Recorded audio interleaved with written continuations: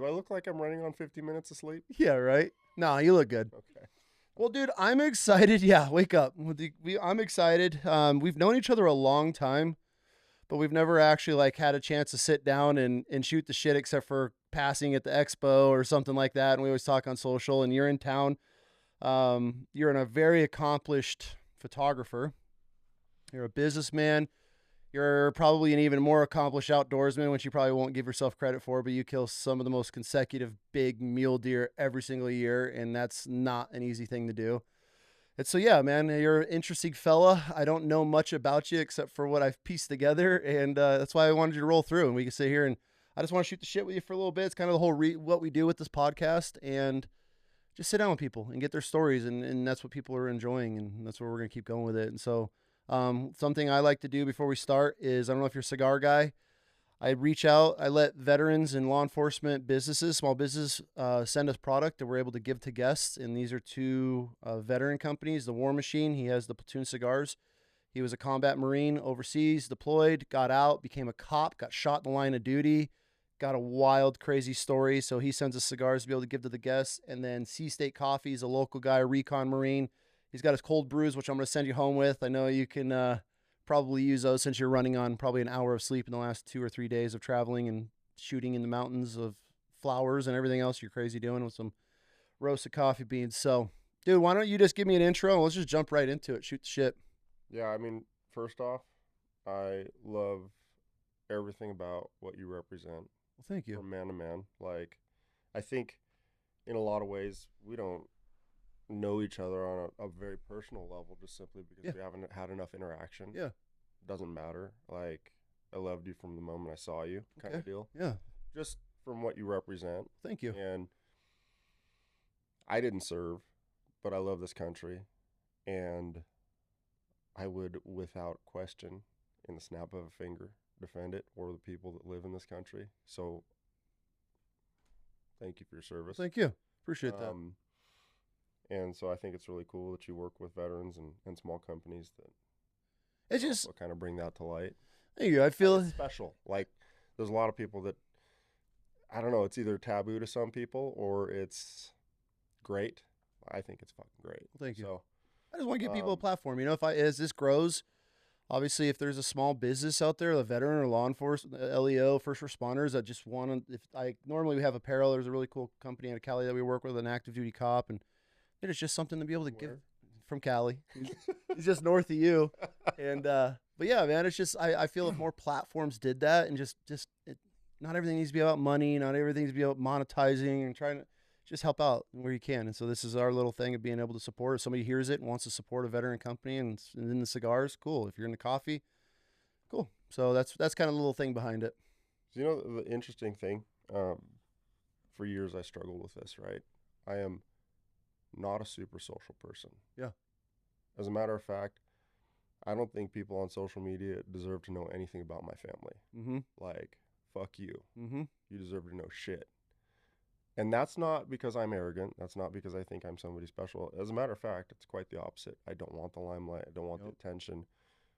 But in that, as strong men, masculine men, people who actually go out into the world and have like a philosophy in life that I think other young men need to see more of, especially nowadays, I think that message needs to come out. Absolutely. So I tend to basically come out of my shell as much as I can on a limited type of I don't know. It's for me, it's just really hard to want to put myself out there. So that's why you see nothing but deer posts or dead deer. Yeah. Right? Yep. Maybe a little bit about business.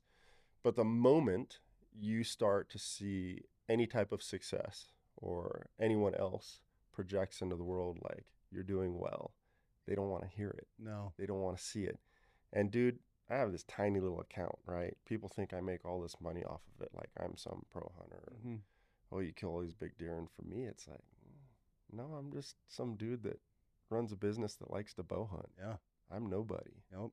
And it's crazy that because we sit there and we're legit nobodies, people want to make us somebody. Yeah. They're the one making me somebody, not me. I just am trying to share an adventure, share a journey, share something that gives me purpose. Like, I think being an outdoorsman has nothing to do with being a bow hunter. Mm-hmm. Has nothing to do with 90% of the stuff I do in life. It's just a passion. It's a joy. Yeah. And you go into the city, or even close to this, even here, Mm-hmm. you know, and you look at some of the kids walking around, they're lost. Oh, Like, man. they're not woodsmen. Their parents don't take them trout fishing or camping. There's no connection. There's no resonance. There's no heartfelt ideologies being passed down. And that's such a shame. So, like, All just go, go, go, go, go now. and that scares me. Mm-hmm. Like, it's weird to think that you and I are technically almost like the last of a breed, Yeah. right? I'm one of those people, if I tell you I'm going to do something, Same. there is no, oh, I'm tired. Like, fuck you and you're tired. Yep. Go, rally. Yep. Like, and so I don't need to serve to feel that way. I don't need to be told or taught that if you say you're going to show up, you show up. Yeah. And you show up on time, or, you know, you just be a man of your word. Yes. And even that's something that's like gone. Dying. A handshake. So, dying.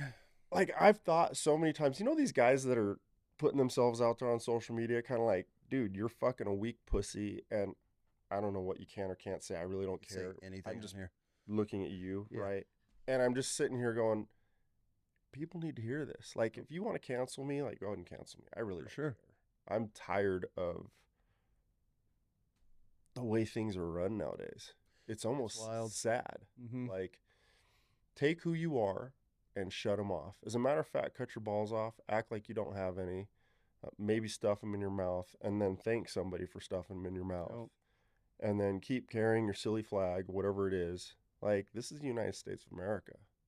If you want to live here, be willing to bleed for that. Mm-hmm. And if you want to live here, it was founded on God. Big So time. also go ahead and believe in that too. And if you don't like that, leave.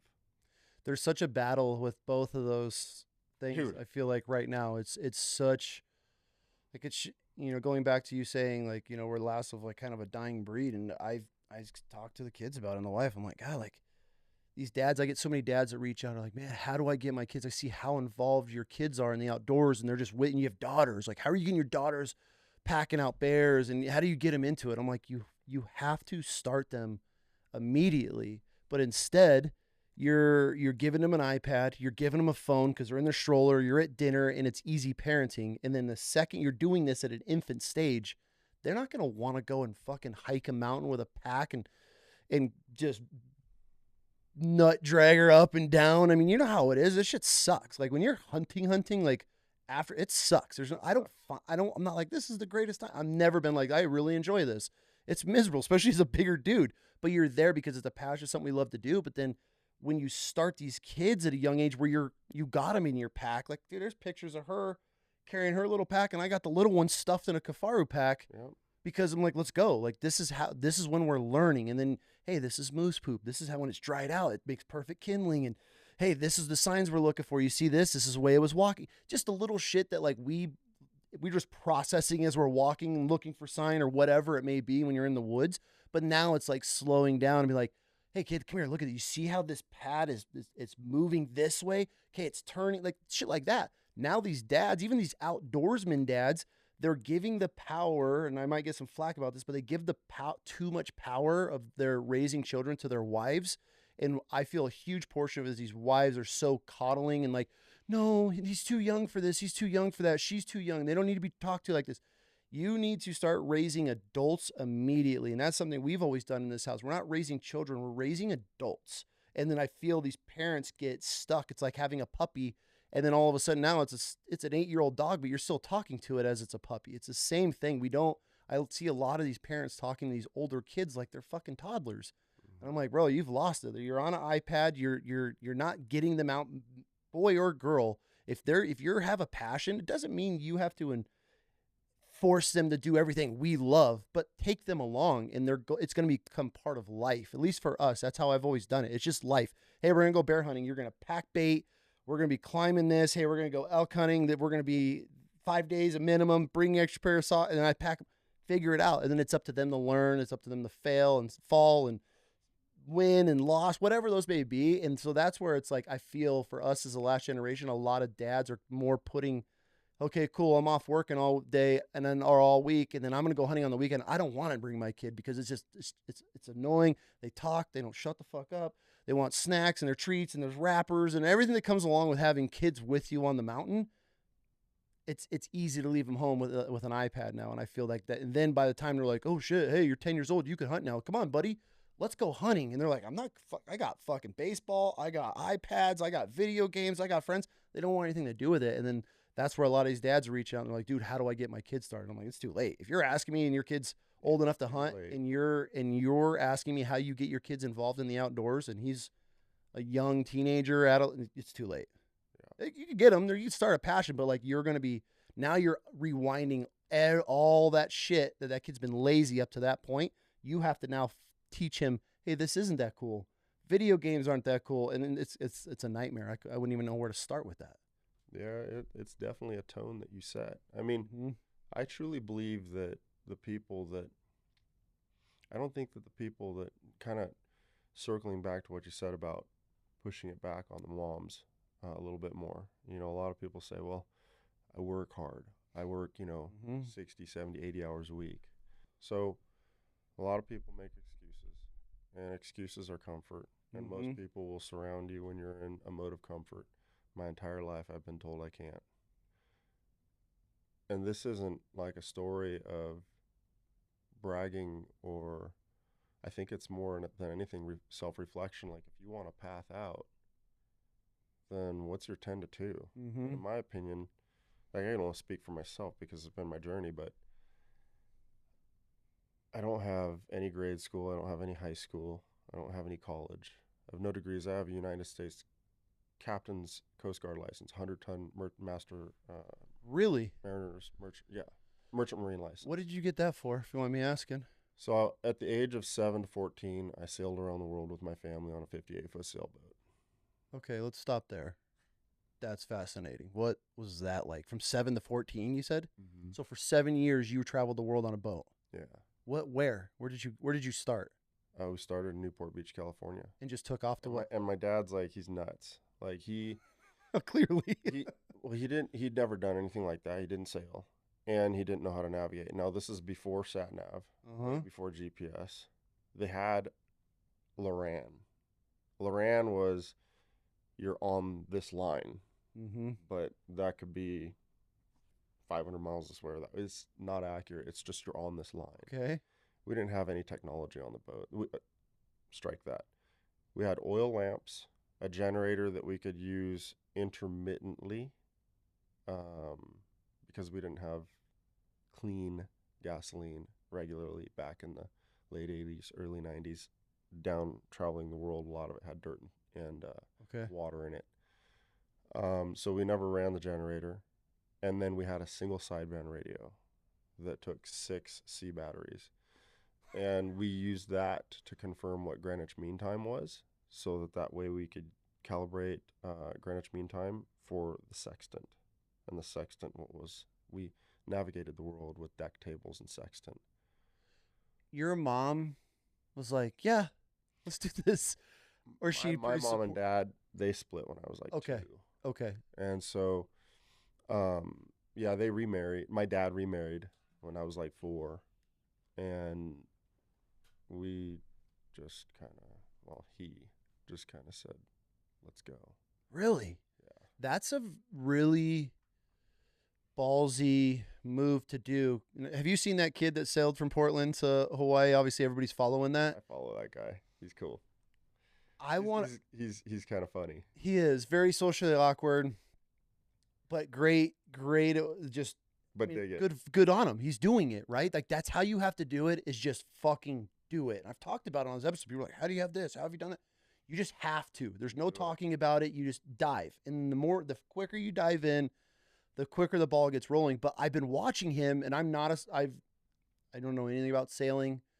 I've been at sea for months on end on naval ships. That's it, right? I grew up on the water, but not sailboat wise. I have a lot of questions for him because I feel he's not as knowledgeable as to be doing that trip on his own. And the only reason I say this, and one of my major red flags was he like did a video, he jumped off his boat and went like swimming or whatever, even though he was tailored to it. Like that's like the number one rule for anything when you're out at sea. It's like you never get off your boat, especially by yourself. Like, could you imagine something happen where that boat went and you're halfway between here and Hawaii? Like that's wild to me that he would do. There's a few things. So, I mean, we can jump around a little bit here, but when you're solo sailing, so if you noticed in every video that he posted, he's towing a buoy, and it's got probably 20 yards of line behind it. That's in case you fall overboard, you have something to grab onto. Okay. But if you're sailing at 5 to 7 knots, How do you climb back up? you're gonna get fatigue, and I mean, I get it's kind of maybe a last resort lifeline, but might be the kiss of death anyhow. For sure. You know, he did a lot of tacking back and forth downhill. When you leave from Portland, the predominant wind heads kind of basically straight from Portland to Hawaii, so you're going downhill the whole way. Oh, okay. And so he had to make port and starboard tack so that way he could take his wind on his rear quarter, and that way he could keep wind in his sails.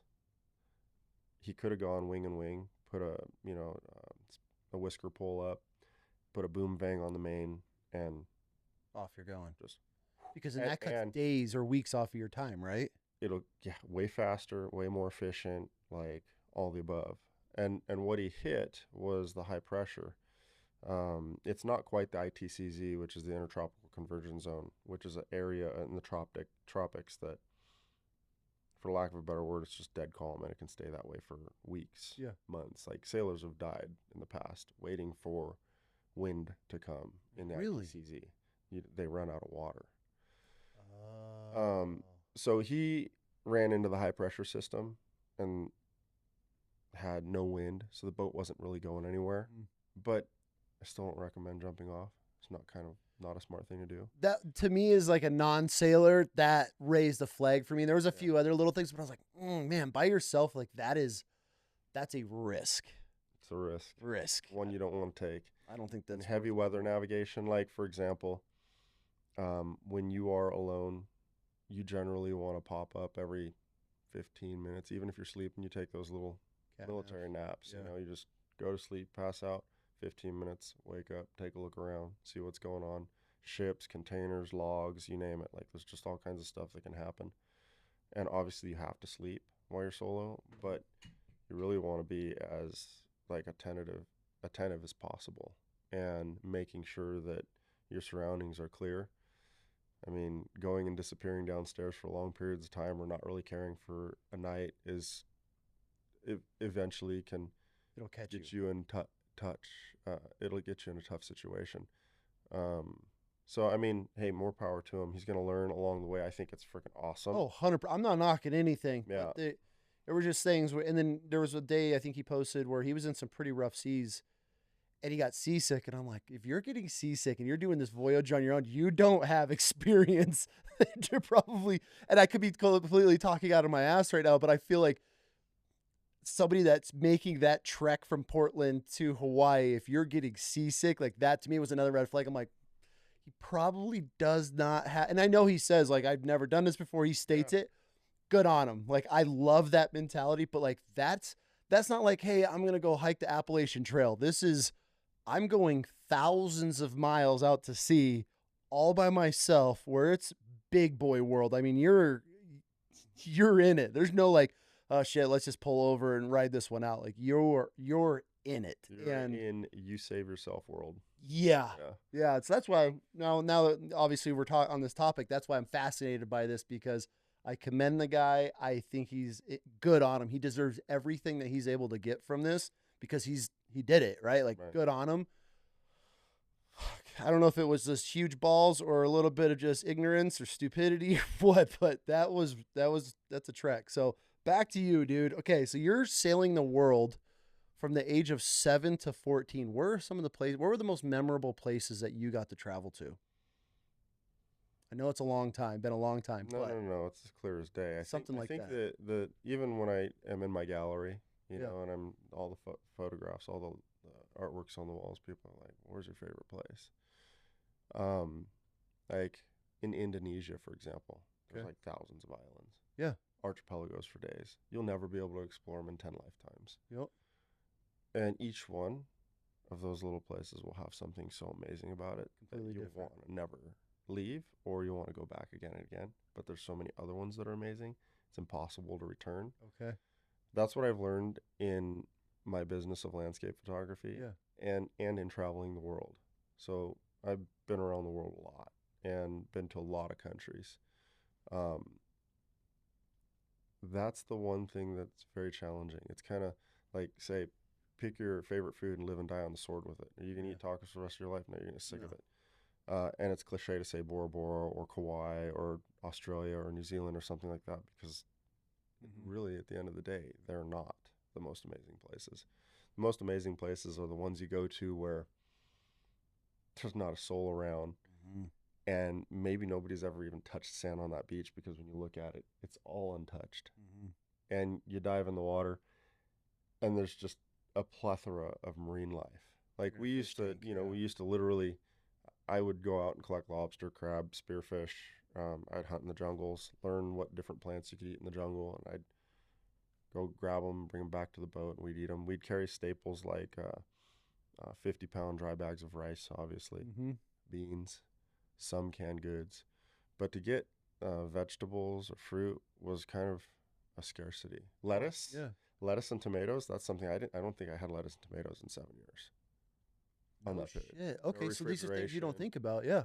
No refrigeration. We used to bathe in salt water. You brush your teeth in salt water. You wash your clothes in salt water. You get 1 quart a week to rinse off. We had 400 gallons on the boat, and we would ration it. And we would pour just straight up 2 caps of bleach in 400 gallons of water. We did that for years just to kill whatever was in the rivers or whatever was in the water faucet coming from Yep. wherever we were. And all the time the water wasn't clean. Like it was always. People take that for granted. I've been able to travel quite a bit and go to some pretty shitty countries, and I mean, and just Bleach takes care of all of it. yeah, it does. Yeah, it It does. might take care of you inside too a little bit, but You're bleach getting a takes care of parasite it. cleanse at the same time. Yeah, That's insane. So we're okay. So you speaking of like untouched beaches, where are some of those places? dude. Some of my favorite places are in the South Pacific and the Indo-Pacific. I Okay. dig it because, like the Tuamotu Archipelago, for example, a couple hundred atolls, they're remote as can be. A Um, what? atolls, Oh, so they're extinct volcanoes. They okay. they were islands at That's what one creates a point. chain of islands, Mhm. correct? So it was an island at one point that was, a big conical cylinder above the ocean floor, uh, poked through the surface as a volcano with a rim, Yep. and then after I can't tell you how many years, right? They sink, and then just the rim remains Okay. above the surface. Okay. And these things aren't any more than 3 to 4 feet elevation, and just coconut tree studded atolls with fringe reef and barrier reef. And the water is the clearest thing you've ever seen, but so blue. Mm-hmm. It defies. It's like Narnia, real life Narnia. Everything you look at, just your senses are so heightened. It's so beautiful. But that's all over the world. That's just one place. I can tell you that leaving the Galapagos Islands and making a 29-day passage across the Pacific to make landfall in Hivo in the Marquesas, you 3 days out, you're like, I smell. Oh my gosh, there's a bird. Like, there's just these things that you don't really think about, but land smells so sweet. 100%. Smell. You're like, Yes. Okay. Yes. This is. yeah. I've been there. Out at sea, everything changes. You could When you get you can close. sense it. Yeah. The air changes. I feel like the thickness of the air smells. You start seeing a freaking seagull or a sparrow or something. You're like, oh shit! We've been out here for And you're still a couple hundred miles out. it's 2 more days before we'd even see land. But you could sense. You'd go up on the. We used to call it flight deck time. We'd go up and just get air because you're stuck in a berthing, and so you get really accustomed to like that fresh sea air, and it would hit you different. You're like, oh, we're getting close, and then they'd make an announcement. Yeah, Funny you say it's that. a thick, briny air. Even with the wind coming through, you can feel that. Mm-hmm. You can feel the wetness, the dampness in the air, and as soon as that briny gets intertwined with a little bit of that vegetation, the sweetness of that, It's undeniable when you smell it. It's fascinating. I that's such an incredible thing that you say, because I mean most people listening are probably like they were not going to think about it, but I like to think back when like men were exploring and they would catch those senses, because I feel like how we live now in today's day, like we have potpourri, we got air fresheners, we got clean freezing your, or dryer cleaner, whatever the hell those things are called, all that shit that is, you walk through the neighborhoods here and you're smelling laundry and all that stuff. I feel like it deadens so many, it just dampers all of our senses. But when you get away and remove yourself from it and you're actually like on the mountain or Hunting, yep. hunting, fishing, we were gone for a while and you start picking up on those things. So I always like to think back, like when the guys were exploring this country or exploring the world, when they would hit those certain pockets and be like, oh shit, like that had to have been such a morale boost, knowing that you're smelling land or seeing a bird for the first time. I mean, Well, dude, think about this for a second. So put this in perspective. Take a calendar month and remove any and all electronics, any and all 12-volt light, 110, 36-volt, doesn't matter, just all light except for an oil lamp, mm-hmm. a sextant, and a little Casio watch attuned to Greenwich Mean Time. And you're doing star sights with like Aldebaran, Rigel Kent, Sirius, right? Southern Hemisphere, you're triangulating. Stars rocking the stars at twilight. Now, you have height of eye. We're getting off on some crazy tangent now, but you I have find height this of eye. fascinating though. So you got sea level, and then you have feet on deck, Okay. and then you have how tall you are, your eye, and your height of eye, where your eye meets the horizon. Okay. But then you have to factor in I have a ground swell. So the swell is a 22-second period at 14 feet. What period of that swell are you in? Are you in the trough? Are you in the top of it? And so you have to understand, if you have a 22-foot swell and you're rocking that star on the horizon and you say mark, and somebody's there to mark Greenwich Mean Time and write down Okay. hours, minutes, seconds, and then you read off degrees, minutes, seconds for that set of numbers. If your height of eye is off, everything's off. So you have to know. So you can go in a harbor in a flat bay, Yeah. just like we can here, and say, "Oh, I'm 6'2", and then I'm standing on a deck, and the deck is at 8 feet 3 inches off the water, and you can add up what that is Yeah. to know where your eye meets the horizon. It could be 5.3 miles, for example. How do you know that though? Like how do you know where your eye meets the horizon? Like how do you, is it simpler than it sounds, or are you just So looking? it's all triangle, it's all math, Okay. geometry. Okay. Like if you're 50 feet in the air, like your height of eye, you're going to see further onto the horizon. So if you're rocking that star on the horizon, you need to understand your height of eye. To, What's your buffer zone? You said if you're off, everything's off. Like do you have a foot or two to play with, or does it have to be the closer, so here's the beautiful part, right? okay? The better you are with your numbers and the more consistent you are with understanding your numbers, the triangle gets really tight. So if you have a star over here and a star over here, you don't want stars that are like lining up real tight. You want stars that are 30, 40 degrees apart. Are there, so I don't mean to interrupt, are there specific stars that you're looking for every night that you're going off of? Yes. And that changes from north to south, Yes. right? And those are going to give you your triangles. So it's a beautiful thing when your triangle lines up to where you're somewhere inside this 1 mile triangle. So that's okay. So It's a thing of beauty where all the lines just intersect. And you're like, nailed I'm it. 1,500 miles from land and I'm right here. Really? Yeah. With a sextant and deck Hmm. tables.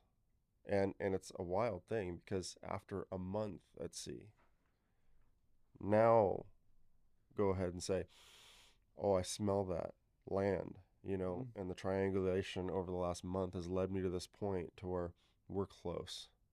And so it's this little bit of magic. Like whenever anybody tells me this world isn't full of magic, like I sent you those photos last night of Aurora.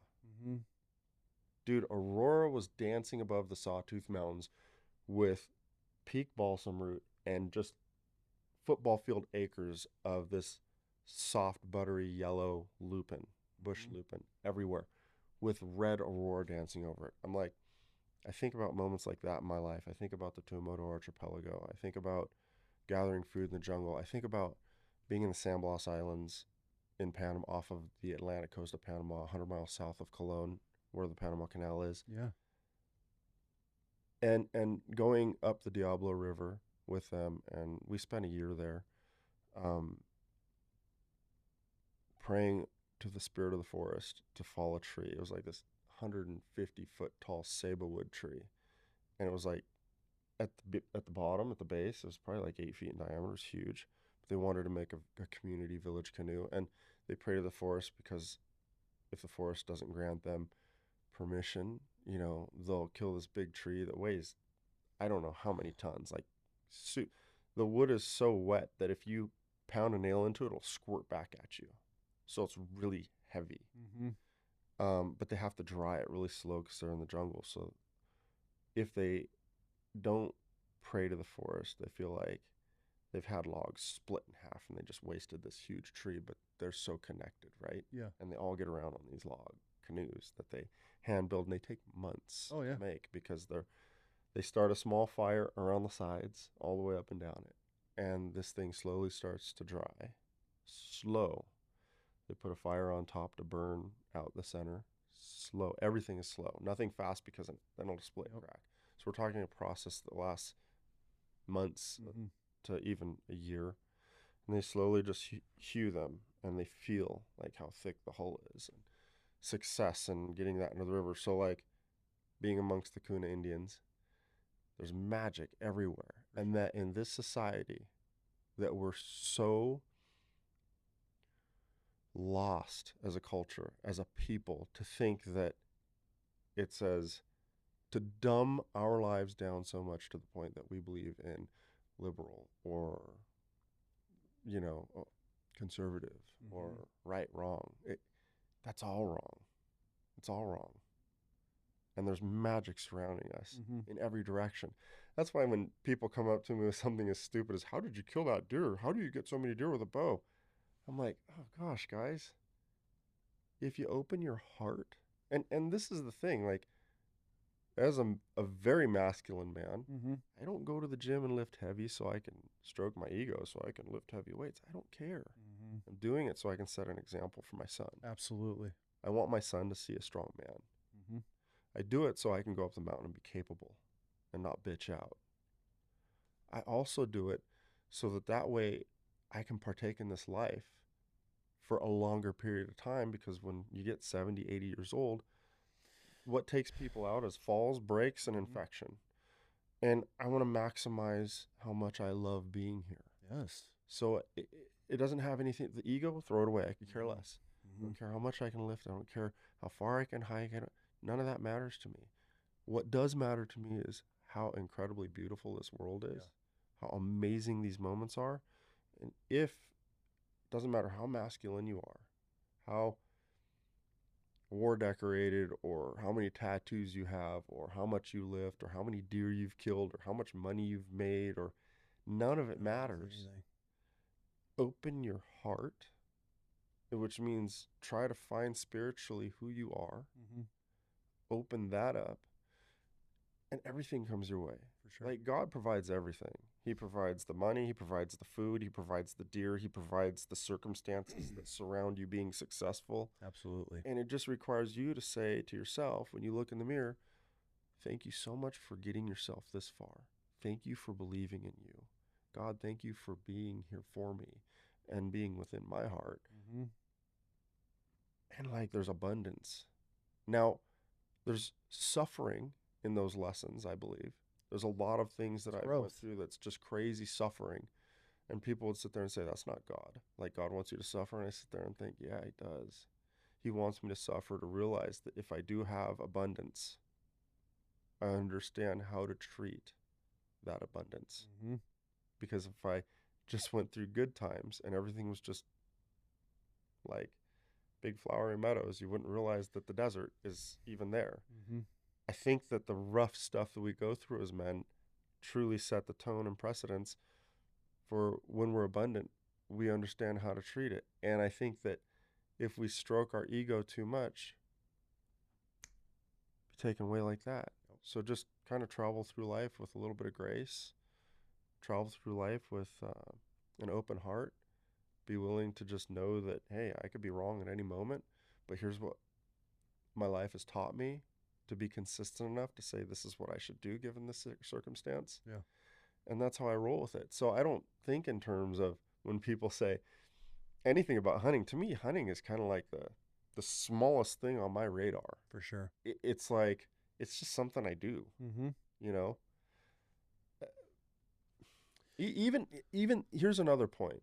Like I worked a 9 to 5, and when I got back from sailing around the world, I have no degree.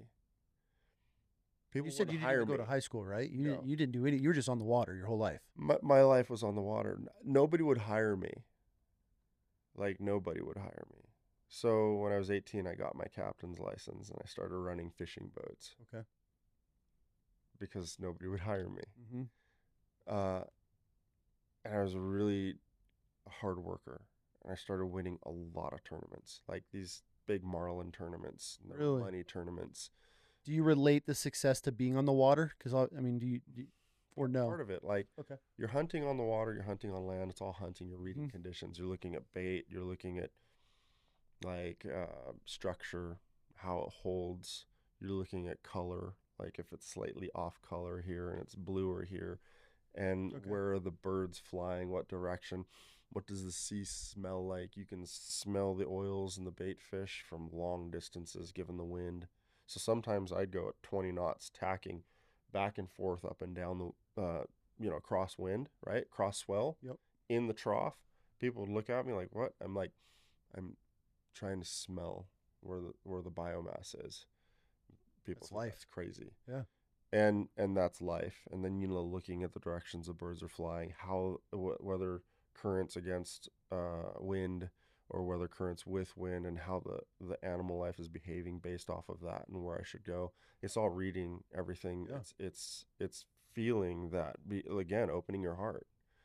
Um, and so when I ran these boats, I wasn't just trying to be the boss. I wasn't just trying to be a captain.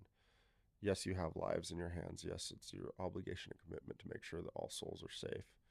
Um, but I took it very serious when we were in the tournaments. I wanted to win, and the hardest worker ends up generally winning. And I worked really hard, and I ended up building myself into these circles of guys that were several hundred millionaires, billionaires, and running insane boats like There's people $7 million. that are Yeah. listening Marlin tournaments.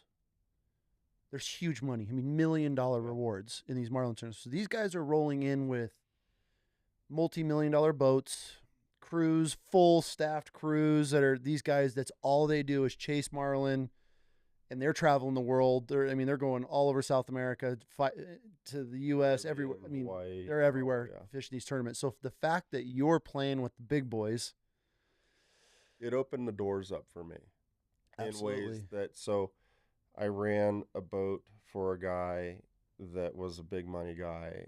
I was going up against another guy's team that was always on the podium. Yep.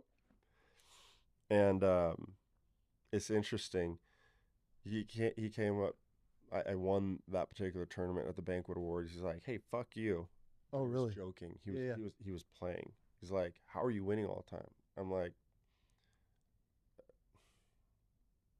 I don't like failure. I like success. Mm-hmm. And to me, unless I'm working hard and leaving it all in the field, I could care less. I don't want to just be here for the sake of being here. I'm here to win. Yeah. And that means I'm here to beat your captain and your team. So I'm looking at getting better all the time. That means I wouldn't even let my crew tie the knots on the terminal tackle, Really? because if it broke, It was on that. Yeah. You wanted it to be I'm on looking you. at me. Yeah. And it would never break. And it would never be outside IGFA. Everything was in, so that way it didn't stretch out and then it was disqualified or whatever. I didn't want that to be like, who did this? Mm-hmm. I wanted to look at myself, and that accountability was very important to me. And so he ended up saying, you know what, you should quit this. How about you come work for me? And then I entered the corporate arena. And What do you mean by the corporate arena? That's where you were taking more bigger. I ran teams and sales and mortgage. Really? Yeah. So So you got a job offer because of how hard you worked and you were beating another team, and the owner of that team offered you a job? yeah, Really? yeah, we gave him a ride back uh, to basically from the islands. We gave him a ride back to the mainland, and we were in the tower, and he's like, "Why don't you come work for me?" And so I did that. I learned the corporate world for about a decade. What was that like going from traveling the world most of your childhood to becoming a charter fisherman and now you're stepping into the corporate world? I mean, that's a night and day. Like, what was that transition like? It the money was great. Okay. The the freedom, lack of freedom, was not. Okay. However, what I gained in understanding just business all around from a standpoint of what is a company man? What does leadership mean? A lot of people think leadership is, and I think intuitively nowadays, since people are always on social media and they can easily look at things, Mm-hmm. they understand that leadership isn't, cracking a whip and telling people what to do, but that's a very archaic style of leadership that has been kind of wrought into people's minds for a long time. Yep. And I truly began to understand what servant leadership was, basically working harder than your team, Mm-hmm. Setting the example. setting the example, being there earlier, being there later.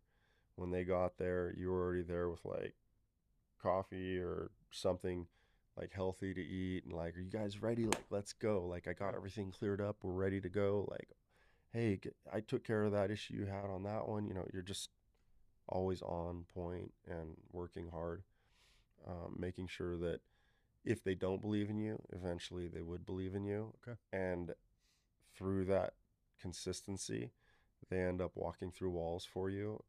And then you have this giant, like, group of people that truly support you from behind, and they're pushing Mm-hmm. with you instead of just, Going through the motions. right, like I'm sitting there with the straps, like really pulling the cart. And then eventually everybody starts grabbing the straps and pulling. And so I learned um, a lot from that journey. Yeah. Lots of waterfall reports, lots of risk analyzing, lots of hiring and firing and looking at two things. And I've always hired on two things and let go of people on two things. And they're the two A's. It's like attitude and ability. Okay. Somebody has an amazing attitude, but no ability. It's like It lasts so long.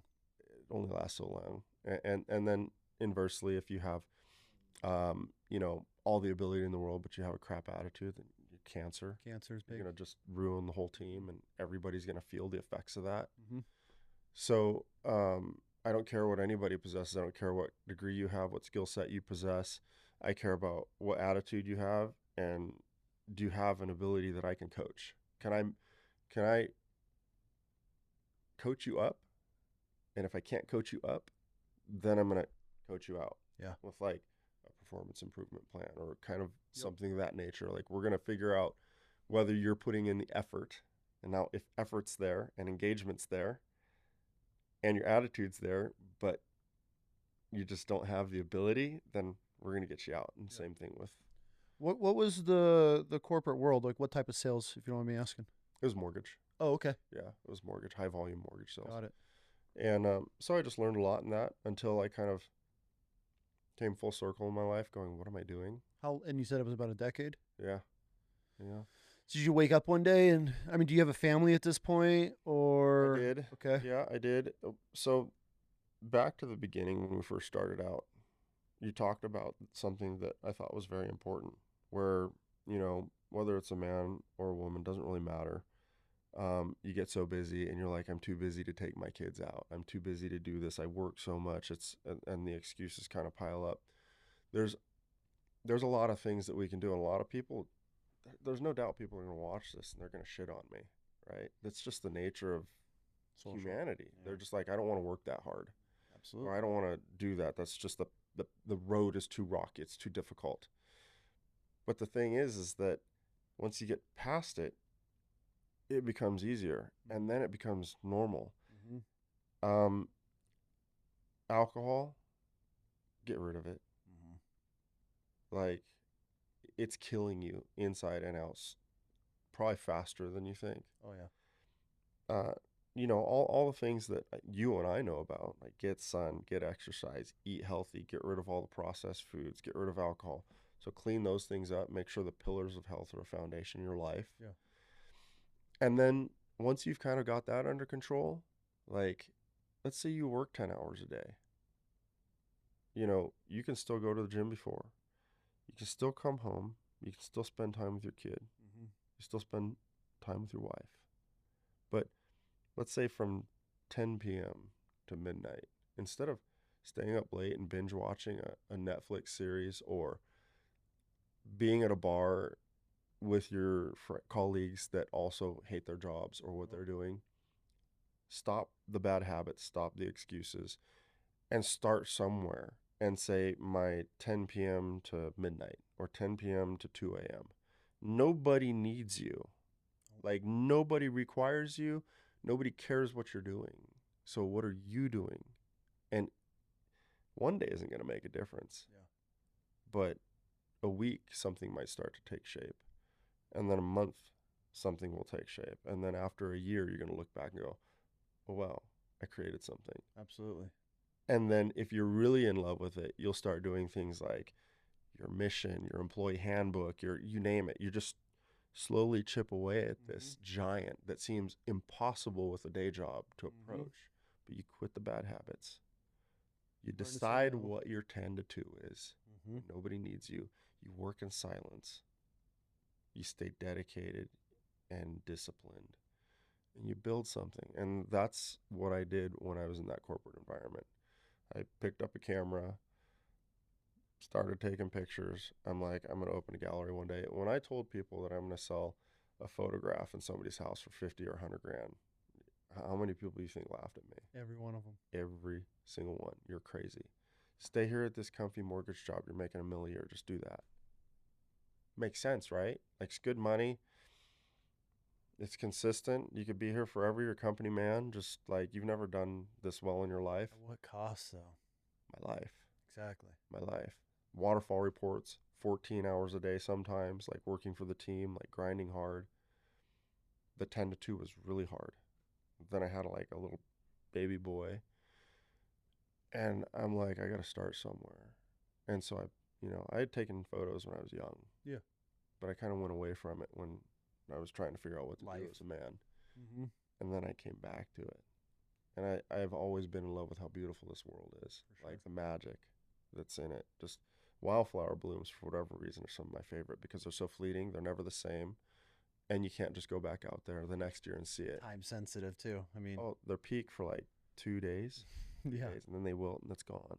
I don't mean to interrupt you, but I love the fact we're on this conversation because I feel in today's society or, the image of a man, we have to be so alpha, so raw, fucking eating liver and biting a heart and all this shit. When in reality, it's none of that. I feel I'm anti like alpha dude. I don't think that exists. If you have to be an alpha guy, you're too far on one side, right? And then you have the beta dudes, and so compensating. Exactly.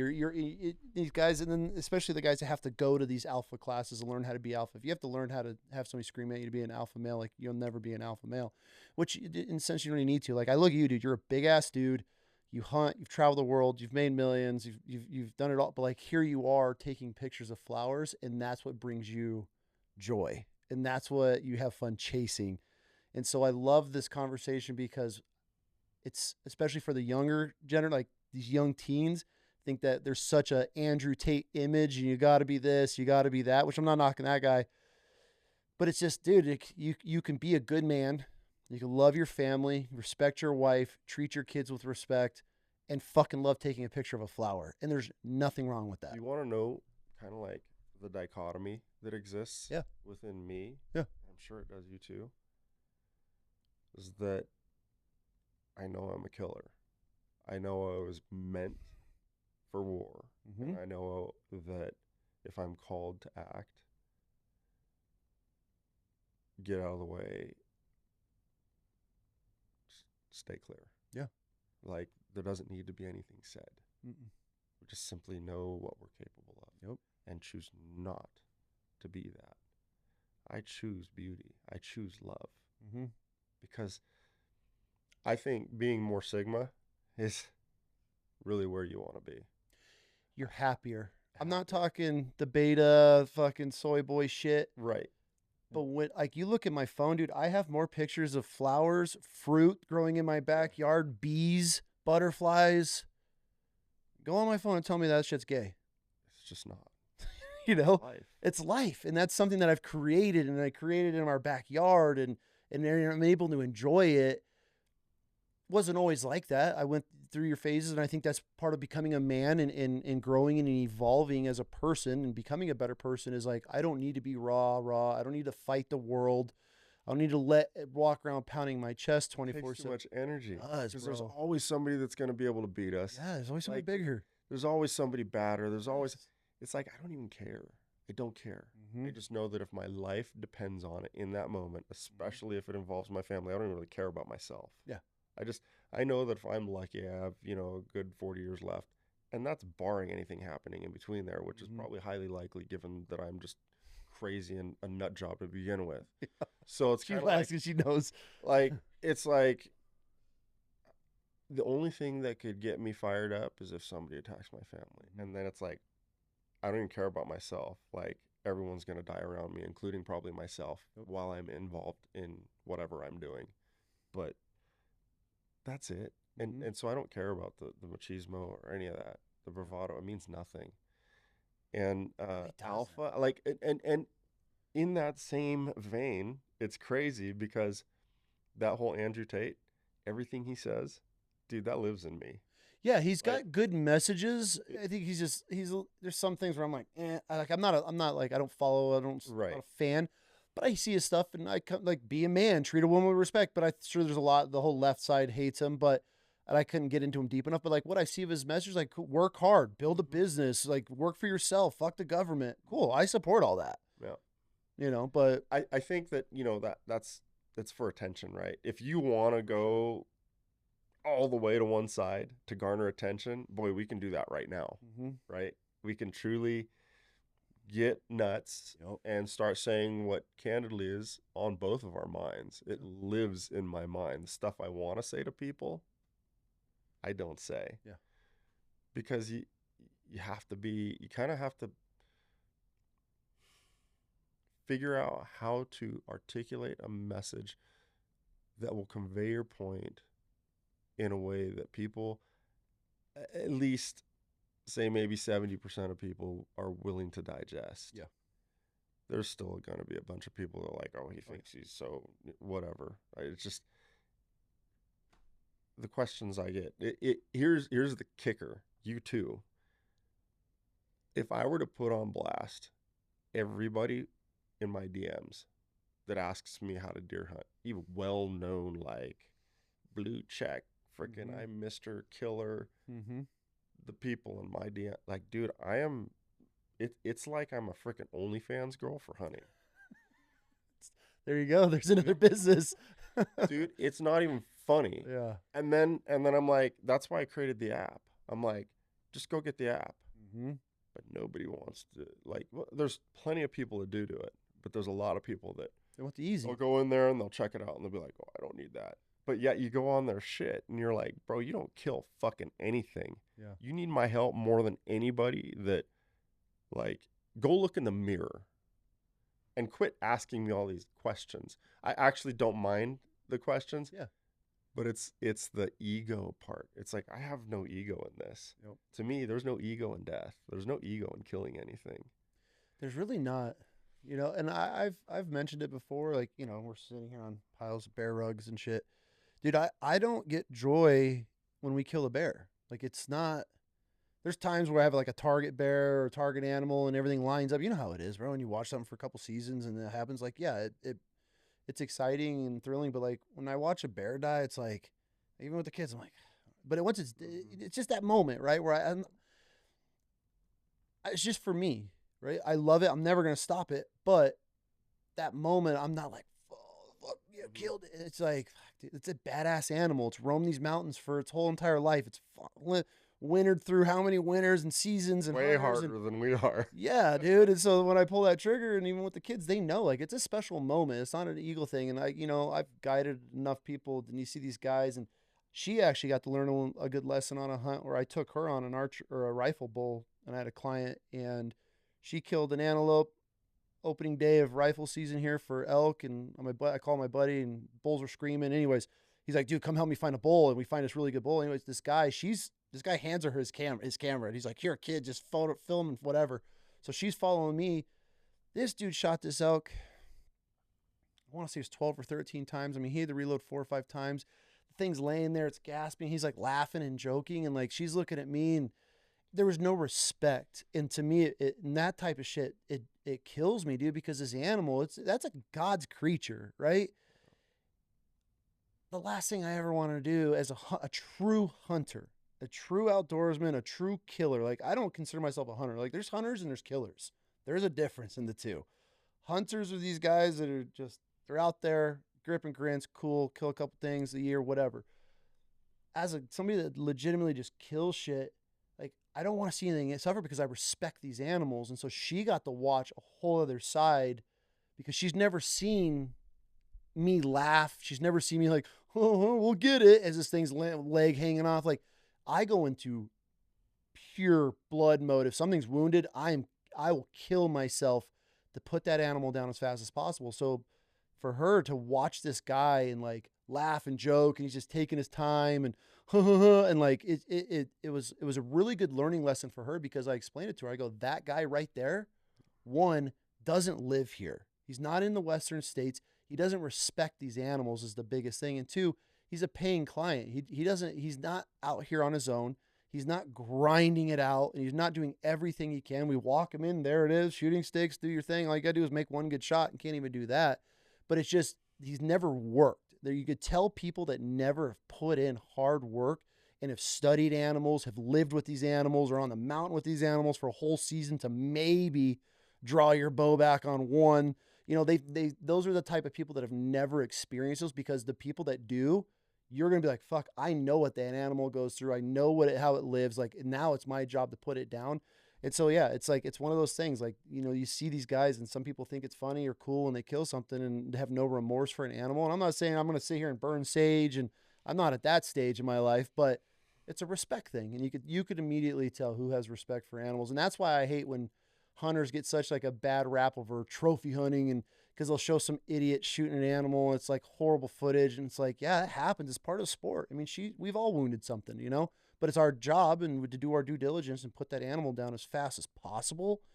That's the difference of somebody that loves the animal, loves the outdoors, versus like, oh, we'll get to it, we'll let it lay for a bit. It's like, fuck, man, things just, you know how it is, dude. So I do. yeah, it's different. It's a different world when you start looking at things differently, and respect in what has been provided to us to be able to bring home to our families. Like, that's where you start looking at things like that. It changes everything. It really does. Kind of dovetailing off of that a little bit. There's a lot of stuff that people don't really care to. So I'm going to say a couple of things Yeah. here. You're triggering me. First off, in the beginning when I said when I first saw you, I knew I loved you. It was one of those times that we were first started interacting. I saw you carry this crippled guy around the mountain. I'm like, that's a badass dude right there. Like, that's not just him being egotistical. He's actually really trying to give this guy an experience because he has love in his heart and wants him to genuinely experience something. I'm like, I don't care what anybody says. I can get behind somebody like that. And so that was one of the moments that was profound, that I'm like, I think he's like legit has the right intentions. He's not only good for whatever he's doing, but he's a good man. Going further into it, the guy you're just talking about, he's somebody who just wasn't raised right from the beginning. Probably didn't have a strong figure in his life. He got into it later on. It was one of these, and doesn't take death serious. Yep. Kind of, it's a joke, and that makes him feel better about it, or the kind of the absorption or understanding of what that is and that process isn't taken as serious. Now, for all those listening, I've wounded animals. Absolutely. I'm not a saint, and I've lost animals. Mm-hmm. If you bow hunt, it's gonna happen. I don't care what anybody says. And you have to live with it. And it But you sucks. also have to be willing to push the envelope really hard and make tough decisions and Mm-hmm. tough situations count. Because if you sit there and you play life safe, you're going to get slapped in the face. You're going to get slapped around all the time. Yep. It doesn't matter whether it's in business, it doesn't matter whether it's at work, it doesn't matter if it's in a relationship with your partner or with your kids or the mountain. Like, that's what I love about nature is Mother Nature's rules. If you Mm-hmm. don't play by her rules, she's going to kill you She wins or every she's going time. to humble you. Mm-hmm. And you're right, she wins every time. So when I'm out on the mountain, I play by nature's rules. She's going to possibly come in the next few winters and wipe out way more animals than we'll ever dream of Mm-hmm. taking as hunters. Just because it's cold Yeah. and it's going to freeze over and they won't be able to get into their forage, and you're going to see them all line up on migration corridors, roadways, and train tracks and just get Annihilated. annihilated, not to mention starvation and everything else. So I take all of this, oh, you wounded an animal and didn't recover it stuff, kind of like I take it to heart. For sure. I don't want it to happen when it does, but I'm also very conscious of life. I'm also very conscious of things like Mother Nature. Mm-hmm.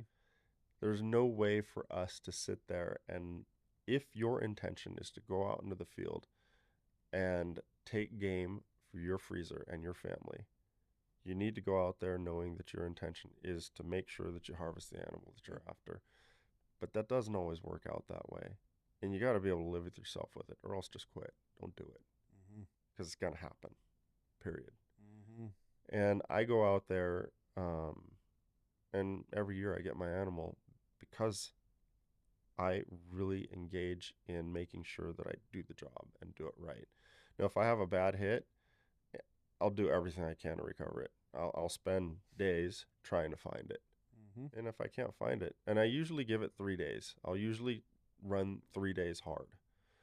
And really, what happens is you lose sign, right? You lose track, you lose blood.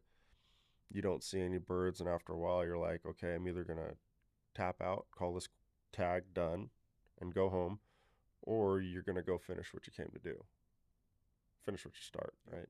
So I think that's something that a lot of people have to kind of get themselves acclimated to, and they need to understand that journey before they even start on it. And there's so many people out there that crucify the living daylights out of people and foster these holier than thou attitudes and mentalities based on, oh, I would never do that, and you're a piece of shit because you did this and Mm-hmm. you should have never done that. It's like, guys, we can either be our own worst enemies or we can rally around each other and support one another, work hard, pass on good tribal knowledge, Yep. and be stewards for the future. And that's the thing that hunters are really bad at, Yeah. is advocating for one another. Oh, we are our own worst enemies. So, um, yeah, those are the things I want to talk about. We are our own worst enemies, man. Like, and it's as the hunting community, and this is where I've really stepped back the last couple of years, especially this year. We're just so busy with life and new adventures and stuff. We haven't really gotten deep and back into it yet. But it's one of those, like, I gotta sacrifice a couple seasons to get life on track. I'm sure you've been there. You're there now. So, but it's just it's one of those things, man. Like as an outdoorsman, and that's why I always get like not fired up. And when people want to crucify us over hunting and killing an animal and all this other stuff, it's just it all comes down to just ignorance and and especially for the anti side, we're dealing with those, and then you have a guy that's showing dogs chewing on a bear after they shoot it and it hits every tree branch on the way out of a tree, and it's just like, come on guys, like we got to do better. Like that's all they're seeing, that's all the antis are seeing, or that type of stuff. And then when something happens in the community, it's like, bro, you better watch out, because everybody, it's such a jealous sport and such a me hidden competitive thing, because everybody wants to be the next insta famous hunter, that we just, I mean, people are doing whatever it takes to burn each other, turn each other in, turn each other into fish a game. I mean, dude, the stories and stuff are just wild of what goes on. And that's why I always just stick to, I got a couple of friends. That's it, family. And I've got more joy of hunting with my kids than anybody else. I love guiding, like, because I guide a little bit differently, especially if we're able to. If it's not such a high pressure hunt, we're not chasing some 200-inch muley. But there's so many clients of mine that I'm like, hey, do you want to learn? Like, hey, this is how I would recommend it. And I'd walk them through so the whole entire time, because a lot of my clients are whitetail guys that are coming out west. So it's like, hey, cool, like this is what we're looking for. And I'm almost like, it's almost like a little hunting clinic while you're guiding, like where you're hunting with me. Obviously, I'm not going to ever let that get in the way of the mission, but whenever I could stop and show people from, especially out east, like Western knowledge, and these older guys that it's their first time out here, and or some young guy that's saved up all year and this is his dream hunt. It's like, cool, dude, let's learn as much as we can out here, because like, you don't want to be able to do this and depend on somebody every time. So that's what like I really got and enjoyed out of the hunting side, was teaching young kids, dads and their sons and clients, like, hey, this is how I do it. This is what I recommend. I'm not a professional. I'm no pro. I'm just a dude, somehow kill shit every year, get lucky. This is how it works. And so yeah, I enjoy that side of it. But it's an interesting industry. It's an interesting like world to be involved in and around, because God, you get So crucified bizarre. for everything. And I think that was a big thing for me. It was like last year or the year before, man. I was working with a big company at the time. It was my last company that I was like, I told the wife even going into it, I'm like, when this one fades, it's, they all come and go. That's what you have to realize in any industry, is that everything's a shelf life. Every company you're partnered with, if it runs for 10 years, fuck, great, but everything has a shelf life. And so I told the wife, this last company I was with, I'm like, hey, as soon as this runs its course, I'm out. Like I'm done with it. I want to just start having fun with the girls. And while I was working with that company, man, I got caught up. I caught on one of the biggest antelope of my life, and dude, I was just like, God, I like became like fixated on it, and it was about to cross some fence lines, like if to kill this thing. And I got my whole family with me. I'm chasing this thing, like I'm like mission kill this, but then I like had to check myself. I'm like, what am I doing? It's all to try to create content for this company that doesn't give a shit about me. They're not going to care. Like, why am I willing to cross lines just to put this animal on the ground just for a photo? I'm like, this isn't what it's about. And like, I literally, like, it hit me. I'm like, fuck this. Like, I'm cool. Then I let it fade out. And that's when I was like, done. I'm hunting with the kids. We're just going to have fun. Well, we have more fun shooting does Mm-hmm. than anything, man. Going out and just having a blast. I'm totally with you on that. As a matter of fact, as I kind of alluded to earlier, I don't want to be anybody. Mm-hmm.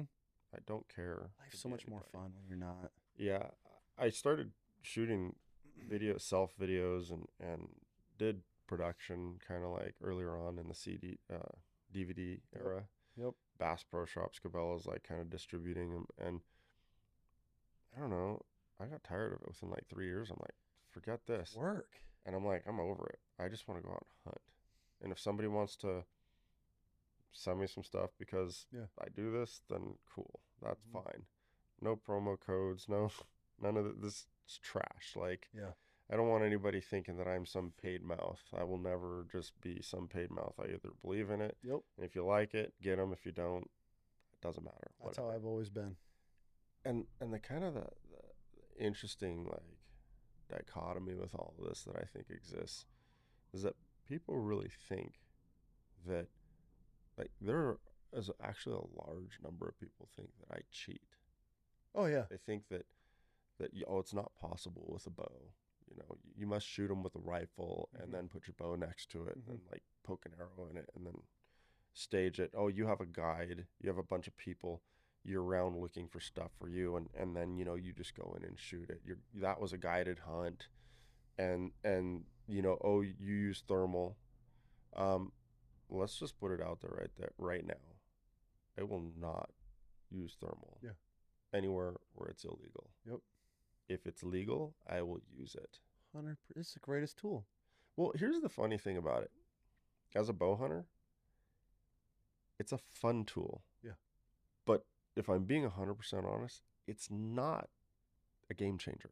It really is not a game changer. Mm-mm. Like, people get all up in arms thinking that thermal's going to change the game for them. I'm telling you right now, it doesn't change the game for you. I'll tell you this right now. Dudes have been running them for years. Yeah, I mean, And it's not changing anything. You're not seeing a decline in these areas. Like I know so many guys, and I'm not gonna time anybody. most of these fucking outfits are running them.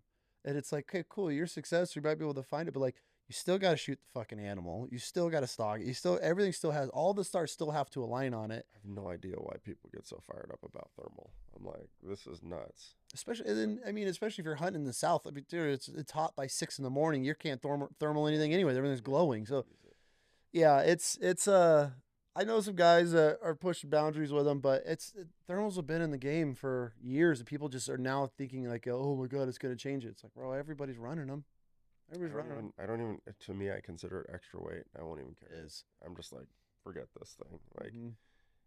if you just sit there and focus on hunting hard and working hard, and the biggest thing is practicing like a little bit of self management and reservation, not getting too trigger happy. Yep. Like as we get older, it's not. I can't say the hunt isn't fun. The hunt's fun, but if I kill a spindly young deer, if I'm not, I don't care if it's for food or not. Like I get no excitement out of it. Zero. I'm like, oh, what did I just do? I'm like, eh. And I'm not poo-pooing anybody that does. If that's what you want to do and that's what jacks you up, and you got a few days, like more power to you. But for me, it's just it doesn't do anything at all. Like, yes, I want to eat it. Yes, I want to put it on my wall and remember the moment. But I kind of want that challenge. For sure. And, you know, because my adventure and journey is maybe furthered down the line a little bit, I like looking at something that's heavy and old and gnarly and survived a lot of years and is super smart. And, you know, getting in tight on that and lacing it with an arrow is much more rewarding than something that just stands there and it looks at you like, because he's new. Yep. He's just like, hey, buddy, what do you, I've never seen something like you before, you know, or yeah. I just like that wary, old, matching wits mountain warrior that it's got a story behind it. And I tell people too, all the, like, you know, I see guys and I'm like, dude, what? I'll get pictures sent to me. You think this is a shooter? Or I'm like, well, have you ever shot a deer like that big before? No. Then shoot the fucking deer. If it's gonna make you happy, shoot it. Yeah. If it makes you happy and you get buck fever and you got your adrenaline rushing, your adrenaline's pumping and you got the rush and you can feel it, dude. If you're happy when you let that arrow or bullet fly, bro, have fun with it. That's what I tell people all the time. Dude, first couple of seasons, just go learn. Mm-hmm. Shoot a doe, shoot a spike, and then you see these guys crucifying, oh, shoot a spike, that's why we have no mature deer. Maybe, maybe not. Depends on the unit. States need to do better managing their shit anyways. But it's like, yeah, now if you're some YouTuber, hunter, and you're shooting young animals every year for content, that's what I have a problem with. If you you can tell, I've been around the game long enough, I can watch a video of somebody and hey, you're faking how excited you are for shooting this 2-year-old antelope. That's like, right. Like, that's not bringing you joy. You're going to throw it in your truck. You just did it for views. But if that's your first time out there and you got your kids with you and you're just driving and you want to have fun, bro, burn it. Shoot anything you want. If it's your season, you got a tag for it, enjoy it. That's the whole point of the outdoors, is to enjoy it.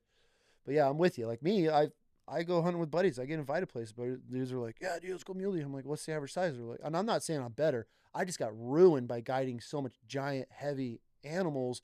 That's my level now. Like, I mean, me shooting 160-inch, 150-inch mule deer, I'm not going to be like, fuck yeah, when I walk up. And I'm not saying that I've killed a ton of big animals. I haven't.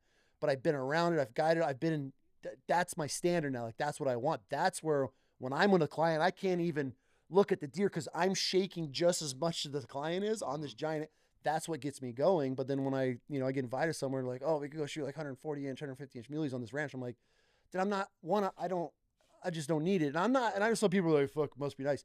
I'm not knocking it. I've been around so many big deer, had my hands on so many mature animals. That's what gets me go. It could be a spike.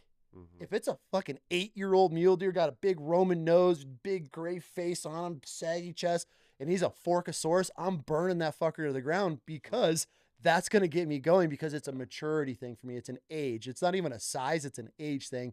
When you got split ears hanging, they're all scarred up because they've rutted for the last 6-7 years out in this mountain. It's like, okay, and he's just some grumpy old deer. That's what gets me going. It's not even really a size thing. It's a maturity age thing for me. That's what I look for. But it could be a small ass little spike. If it looks ancient, I'm fucking shooting it. I am low-key a little bit. I'm guilty of something here. Yeah. I was hunting the desert this past year, and unit consolidation was shutting units down because the desert was dry, Okay. super dry. And because it was dry, even estrus does that it just doesn't carry, but they were coming into estrus later. Yeah. So there was really no rut activity. Um, and like I personally know certain areas that held mega giants, Okay. like the kind of buck that like I've never killed a big deer yet, Yeah. and they were there, and I was like waiting. I'm like, oh my gosh, yes, this is it. Like, I have three, like 215 to 240 type deer found, and I'm like, I'm waiting for them to come out. They're not, they're basically from sun up to sunrise. They're not moving. They're nocturnal, and I'm just waiting for the rut to start. Yep. And units were consolidating, getting closed down, and in reality, it is what it is. If you want to go shoot a spike over water, go shoot a spike over water. Mhm. Like, it's none of my business. But me personally, I got frustrated, right? Because I knew what was there, and this whole like kind of generation of young deer just got wiped out. Not wiped out. There's a lot more deer there, but Okay. none of the mature deer got harvested. Let me put it that way. Okay. All of just the bad boys, they were just chewing cud in their bed all day, waiting for the does to come into estrus, and all these little bucks got killed. Uh-huh. And I invested 31 days Oh. of my life straight. Like I ground through the consolidation of units and moved units and was, So fine. you're constantly learning new units every few days when they're shutting them down. You just kind of shift and move, or do you know the area pretty well? I know a lot of Okay. the area. Okay. Like it's That makes it crazy tough how if much you're of these areas, but you don't necessarily know what's there. for sure. Because that part changes and you can't cover it all. You Yep. can try to, but if you pay attention to where the water is in the desert and where the water fell, you understand that there was good post-rut recovery, and then it was followed up with at least some rain to keep them there. And if the monsoons were decent, you really know that a good post-rut recovery with good monsoons is going to yield an incredible rut. Yeah. Like, it's just in the desert, that's like, and then if you have that for 3 consecutive years, it's like dream season kind of stuff. Okay. That was last year. Okay. And so I got, bumped off of these areas, and I was like super livid because there was nothing really getting taken out. I think maybe one buck in the 180s was taken out of one of the units, and there was some genuine straight legit giants. monsters in there that never even got seen.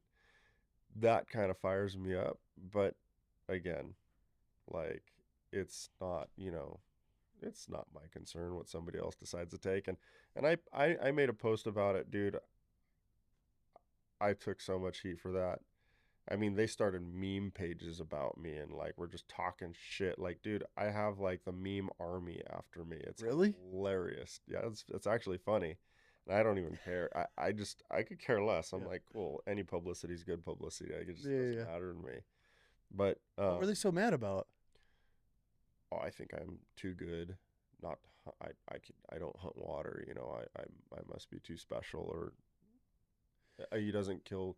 He doesn't want to kill. He's judging people for killing smaller deer. I'm like, not judging you. If you want to kill small deer, kill small deer. I just know what's there, and I would love to like hold one of those. That's the difference between a killer and a hunter. I feel like, well, there's a lot of differences, but that's the difference. Is somebody that's just an absolute murderer. Like we don't need to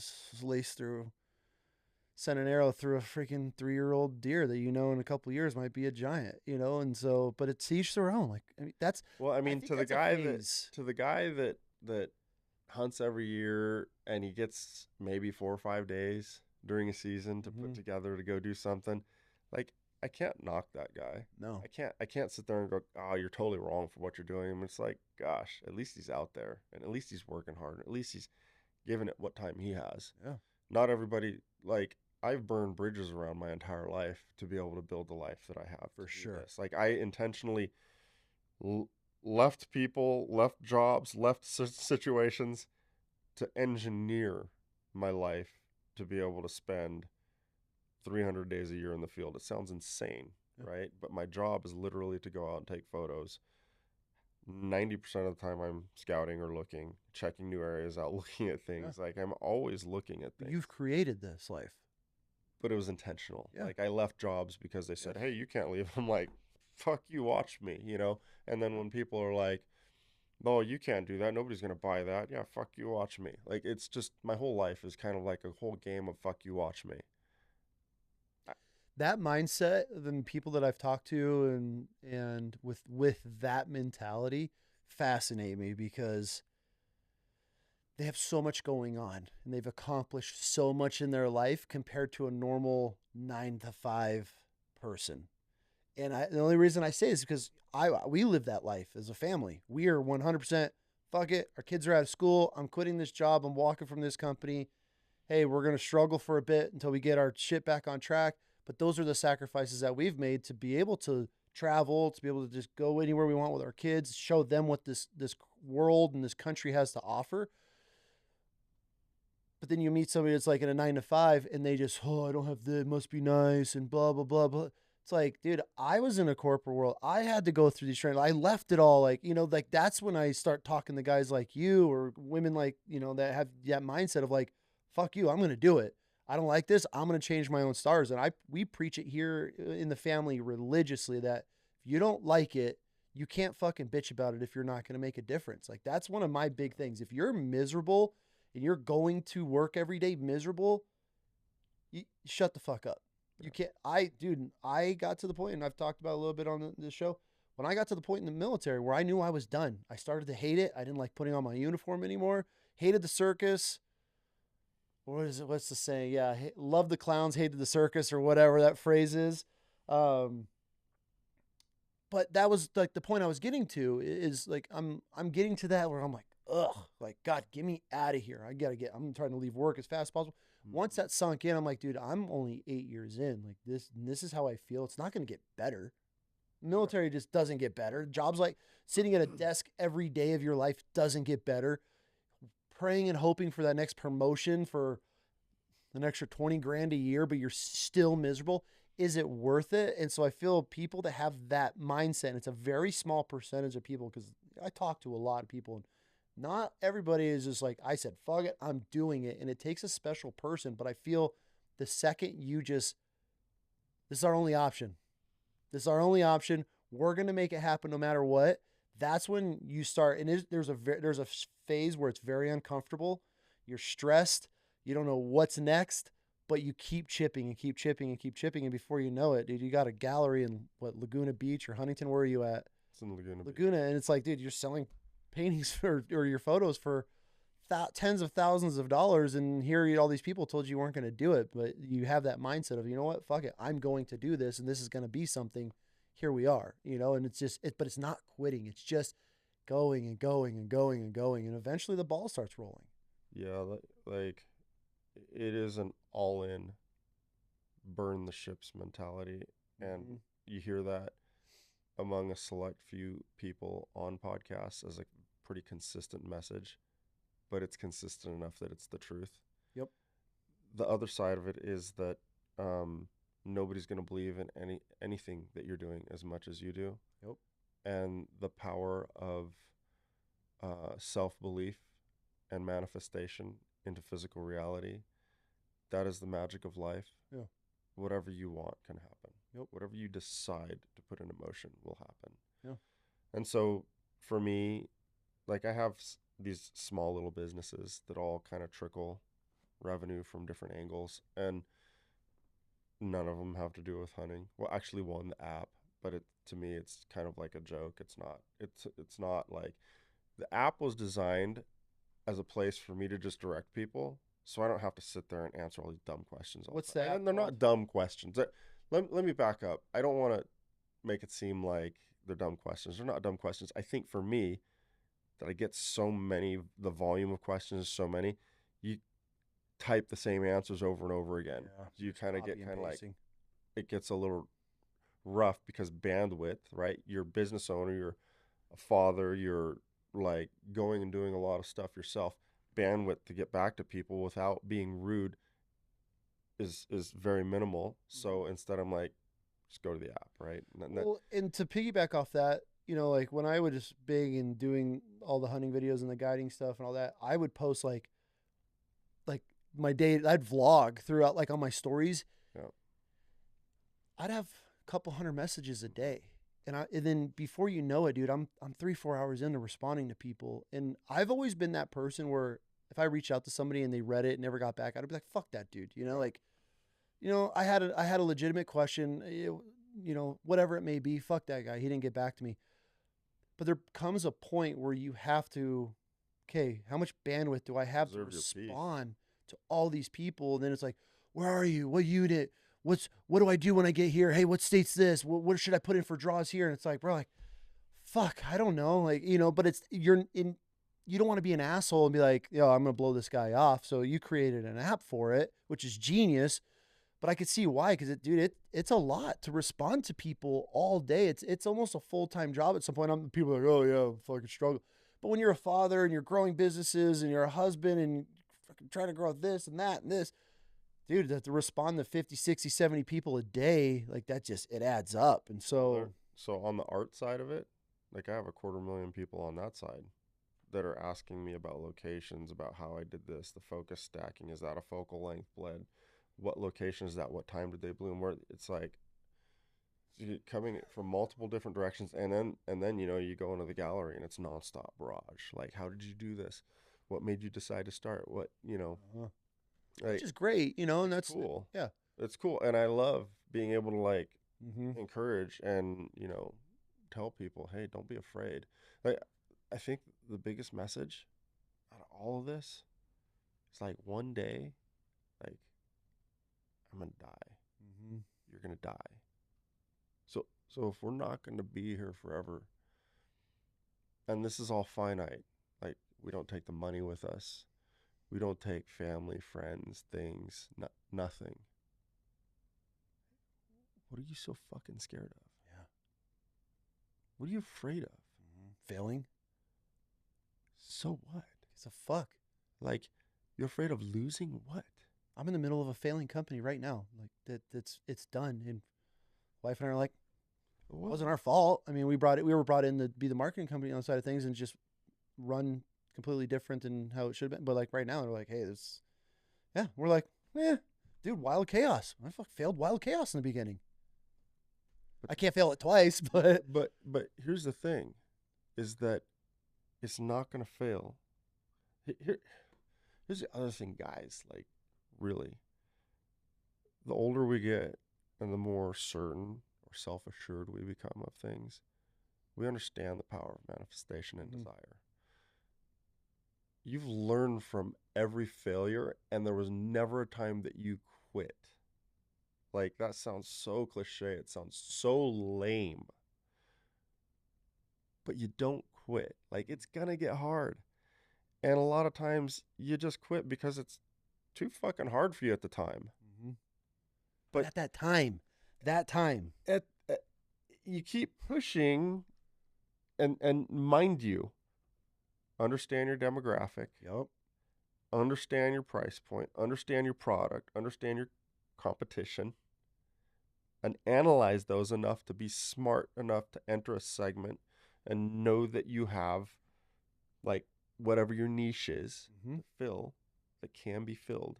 And categorically speaking, if you have space in that niche that nobody else is in, then you don't quit.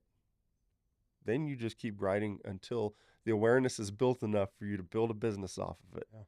Because you will quit without awareness. Yep. And if you quit without awareness, you could have had an amazing product, God, I see it, a game-changing product, but you quit because the awareness was not there yet. And it's not because you had a bad idea. It's because you quit before you were able to be smart and sophisticated about your marketing. And so, like, even the gallery, it's like, that could fail at any time if I decide to quit. It's a tough business. Yeah. You're literally, I'll have somebody come in 1 month and spend $500,000. And it's like, awesome, great. And then I'll go through the next month and maybe we'll only do 80. A lot of people are like, oh my God, that's like plenty. Like, I'd be happy with that. Well, try having a space down there. I was going to say, what's your rent? How much the overhead is. And then you'll sit there and go, oh God, yeah, I'd be stressed out too. So you start understanding how to attract more of those people that Mhm. spend Because you're paying attention to your demographic right, and your and you start clients. catering to. Yes. And it's as simple as this. If you start selling puzzles and books and coasters and mouse pads, that person is going to come in there and be like, Yeah. ew, I don't want to spend my money. I don't want to spend my money here. They want to spend their money on the most inexpensive thing in the room is 10 grand. Either step up or step out. Yep. And that's that particular niche, that particular company. Now I have another friend. He owns like more Jiffy Lubes and Taco Bells than you never imagine. Probably makes over 20 mil a month. Oh, And he's like, Marlon, you can be highly successful in life and understand that you can weather any storm if you can feed a family for 20 bucks and know that whether they have an electric vehicle or a fossil fuel vehicle, you're going to need to change tires, help with gear oil changes, mhm. all that, because they still have transmissions. Yep. And like I make millions off of microtransactions. Yeah. And so that shifted my thinking even now to where, I'm about to launch another company and I'm not going to talk about it yet. Yeah. But you'll see it soon enough. And dude, I have every intention of I'm speaking into existence right now. I will build it into being over north of 100 million. Damn, dude. And that for me, I don't care about the money. You know what I care about? I care about doing things with my family. Yeah. And like, if we just want to turd out on a beach somewhere for like 3 weeks and not think about anything, like learn how to make coconut milk in the Tuamotus Mhm. and make poisson cru, which is a French raw fish dish, right? And sit there and look at the waves and Yeah. that's what money affords you. You will never see me giving two craps about huge houses and fancy cars and all this stuff. And I will never be like dripped out and anything. I care less. Like it Yep. doesn't matter to me. But None of that matters. to like be with the people I love, and like that's not just family. That's like, hey bro, like let's go do Let's go on this this. trip. I want to bring That's cool. exciting. Yeah, man. And then being able to have the ability to see like something great in somebody else and be able to impact their lives by doing something about it, by helping shape their growth, that is able to employ other people, that helps their families. To me, that's the dream. Mm-hmm. Like the dream is not to be loaded so you could be loaded, so you could stroke your ego, so you're like, oh, look at me. Like I have people that come into my gallery all the time. They're like, yeah, bro, look at my new whatever, and they pull up with these crazy multi-million-dollar cars, and I'm like, cool. And then And then I'm like, and then I send them a picture back. Look at this flower bloom. I did this the other day, dude. I could probably bring up the DM. He's like, he sends me this freaking his ride at like this Sunday meetup with the boys. yeah, You know, cars they and got coffee all these shit. freaking things lined up. Like, I don't even know what they are. Like dope ass cars that go Yeah. fast, Yeah. right? And I'm like, oh, that's freaking super cool, bro. This is like the equivalent for me. And I sent him like I was in this place and the flowers were like going off. Yeah. Like crickets, dude. He was like, It's just different mindsets, you know? And for some people, the cars, the supercars, the mansions, I feel they think that gives them satisfaction and that gratitude. Like they're not gratitude, but feeds that. I don't know, man. Like I don't know how to explain it, but you know, you obviously deal with high valued people.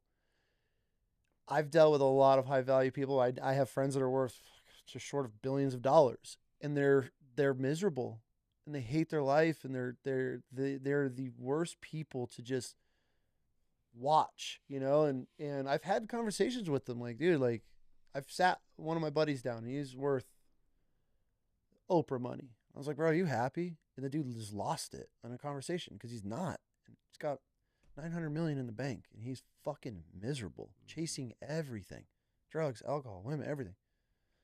So it's like, because and so like hearing you talk and you know, it's like, dude, yeah, grow that business. That's for us, man. It's kind of to backtrack a little bit to where you mentioned burning the ships.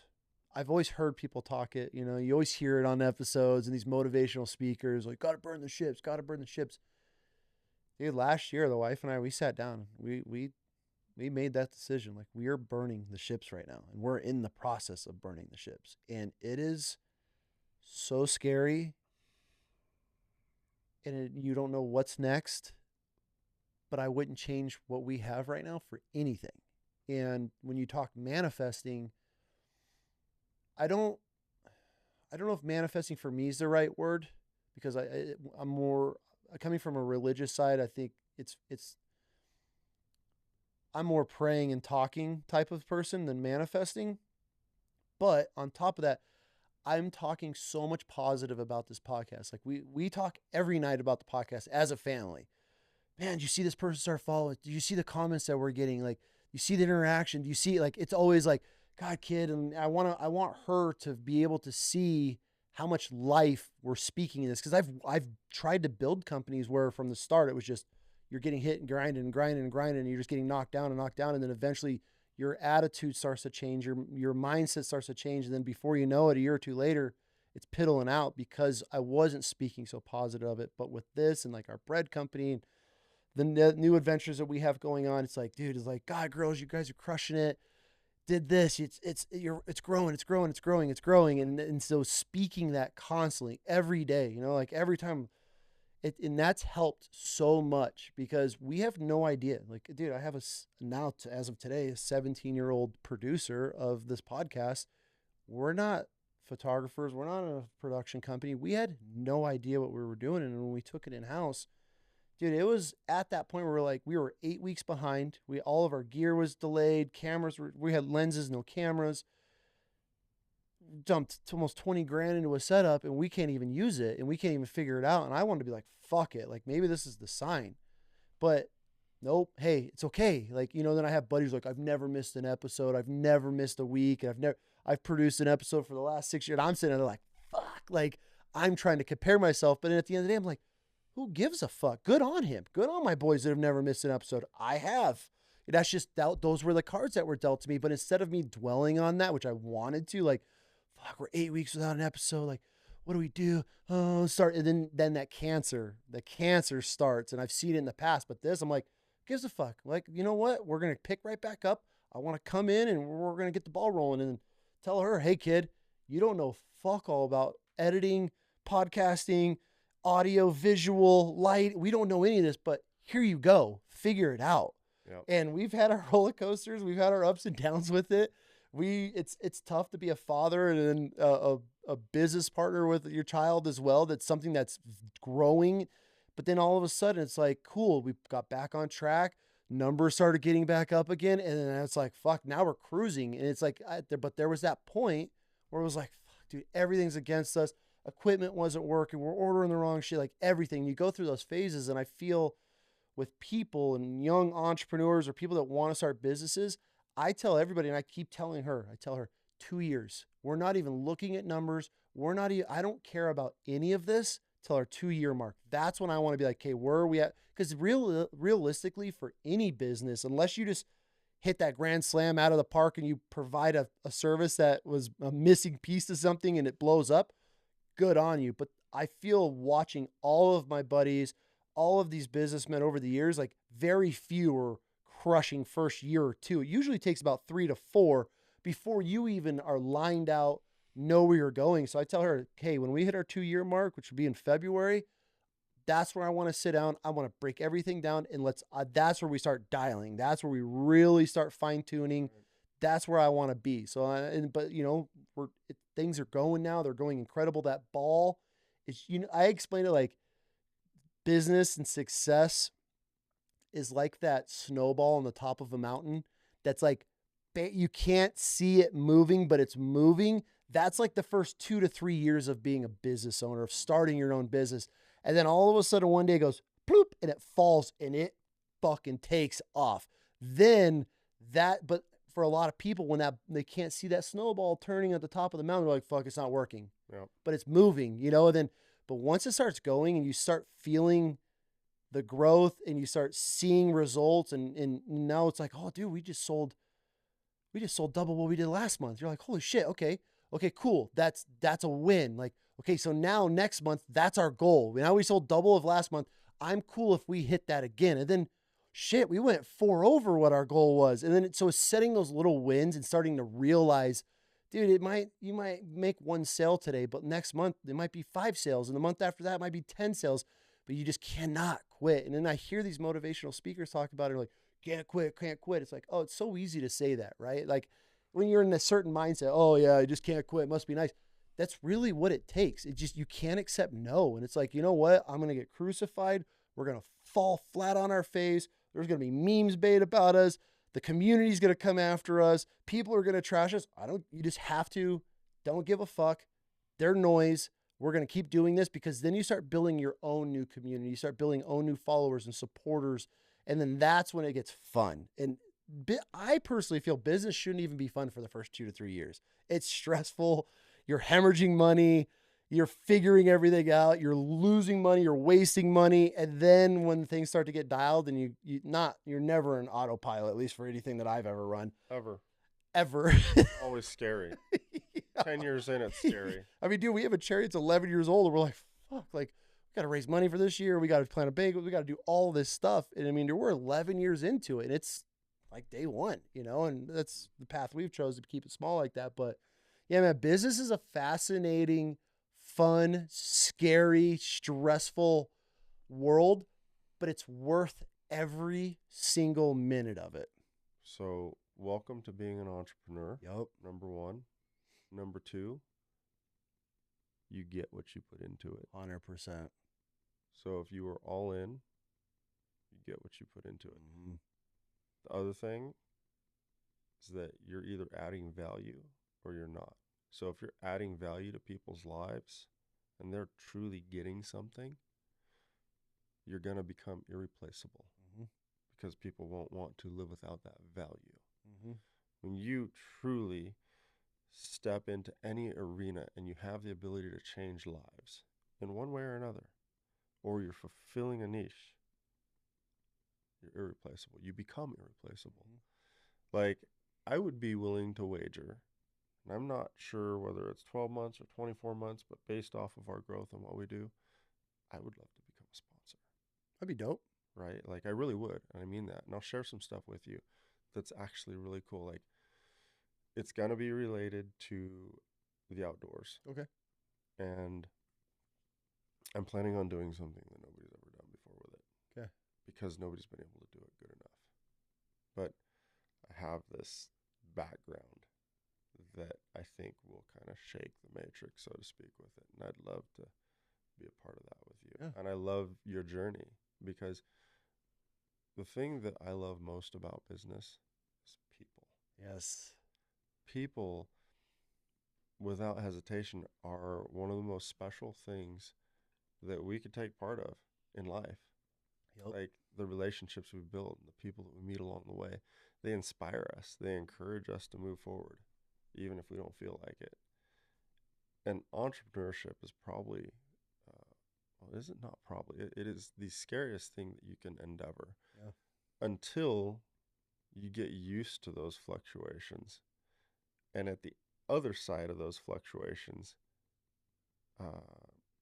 there's this sense of freedom that you can't achieve anywhere else. Like a salary, I am probably one of, amongst a lot of other entrepreneurs, one of the most unemployable human beings there is on planet Earth. Like, you could not pay me enough to sit here and do your shitty fucking job. I'm the same, dude. Like, I'm the same. It's not worth it. Chance. It's not worth your health. It's not worth your mental mindset. I don't care if somebody is paying me. People are going to be like, fuck, this guy's an idiot. Yep. If I was making $500,000 to $1 million a year and I was walking to an office with a suit on every day, miserable. Yep. Nope. I was a owner. I built a company from $0 to $9 million company in a year and a half. Crushed it. I had 155 employees. I was on top of the world, man. Like, and we were growing. Like, just, we're 3 years into this. We're printing money. I'd walk into a gun store and be like, that one, and box them up every week. Are we getting paid? I walked from it all. I fucking hated it. I was miserable. And it wasn't, I got out of the military, started a company, did that, grew it. Dude, it got to the point I had a partner. I was like, I don't see myself here forever. Like this, not worth it to me. And dude, it's you have to. It's a fascinating, dude. It's a It fascinating is. world. It's that's when you realize it's about the money, but it's not, Mm-hmm. right? It's this sense of maybe like this self-fulfilling prophecy in your life to not only lead your family and your children and everything that you're doing in life toward gearing it towards something that fuels you. Mm-hmm. There's a lot of time in this world and in this life we think in terms of like purpose, Yeah. of what emotionally keeps you fulfilled and happy in a world where you really have to create and manufacture your own happiness, your Yep. own sense of peace.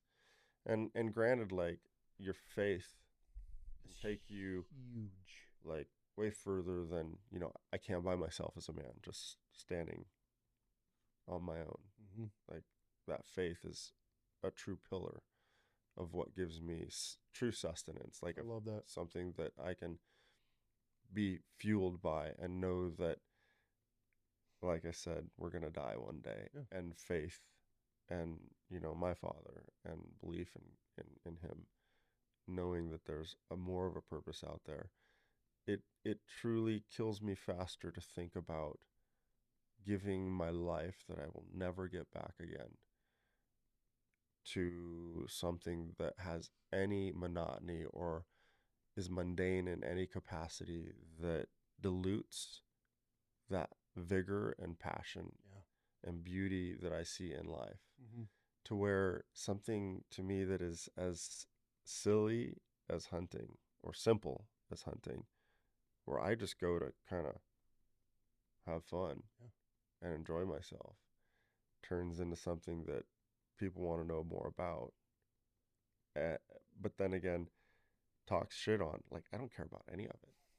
None of it. Like, I really don't. Yeah. Whether I kill a giant buck or I don't, or whether I'm consistent or I'm not, like, it's not about that for me. I'm just going out doing what I do. There's other things in life that, in the global, large picture, and on the corporate level, I mean, you've heard this. You look at it from a 30,000 foot overlook. You're looking kind of down on the city. You're not in the weeds. Mm-hmm. You're either working on your business or you're working in your business. And you can only work in your business so long before you better start working on it. Mm-hmm. Because if you want to get free from being an operator or a manager, you have to work on it, not in it. Yep.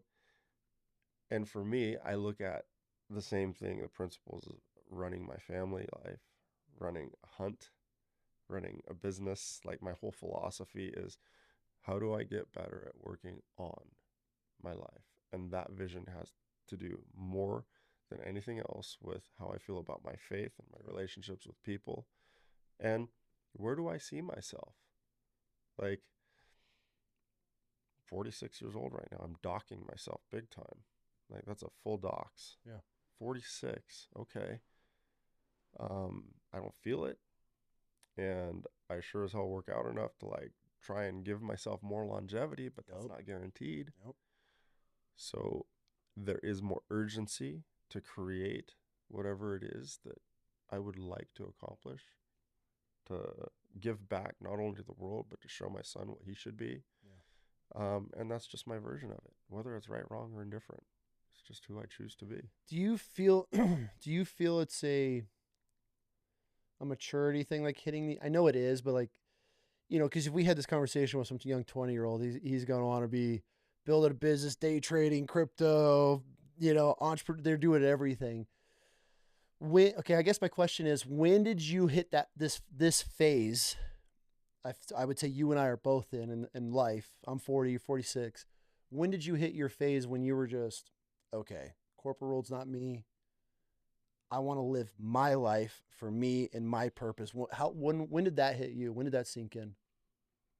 I think because I lived such a different life growing up, like I don't have lifelong friends Okay. because I never got to know anybody going to school. Yeah. So for me, that whole kind of section was knocked out. That's so fascinating. So in terms of life, I was taught early on to not really be attached to anything, like even my possessions. Yeah, you're living on When I a when boat. I was living on a boat, so to get a little bit deeper, I mean, we were shot at, chased by pirates. Like I got stabbed here in like a foreign country with an ice pick.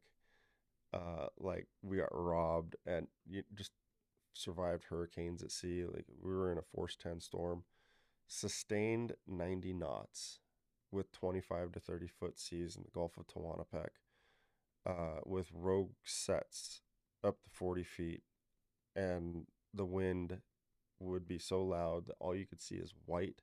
And if I was standing, like we're about 6 feet apart, I could yell at you with all my might from this distance. You wouldn't hear anything but see my lips move.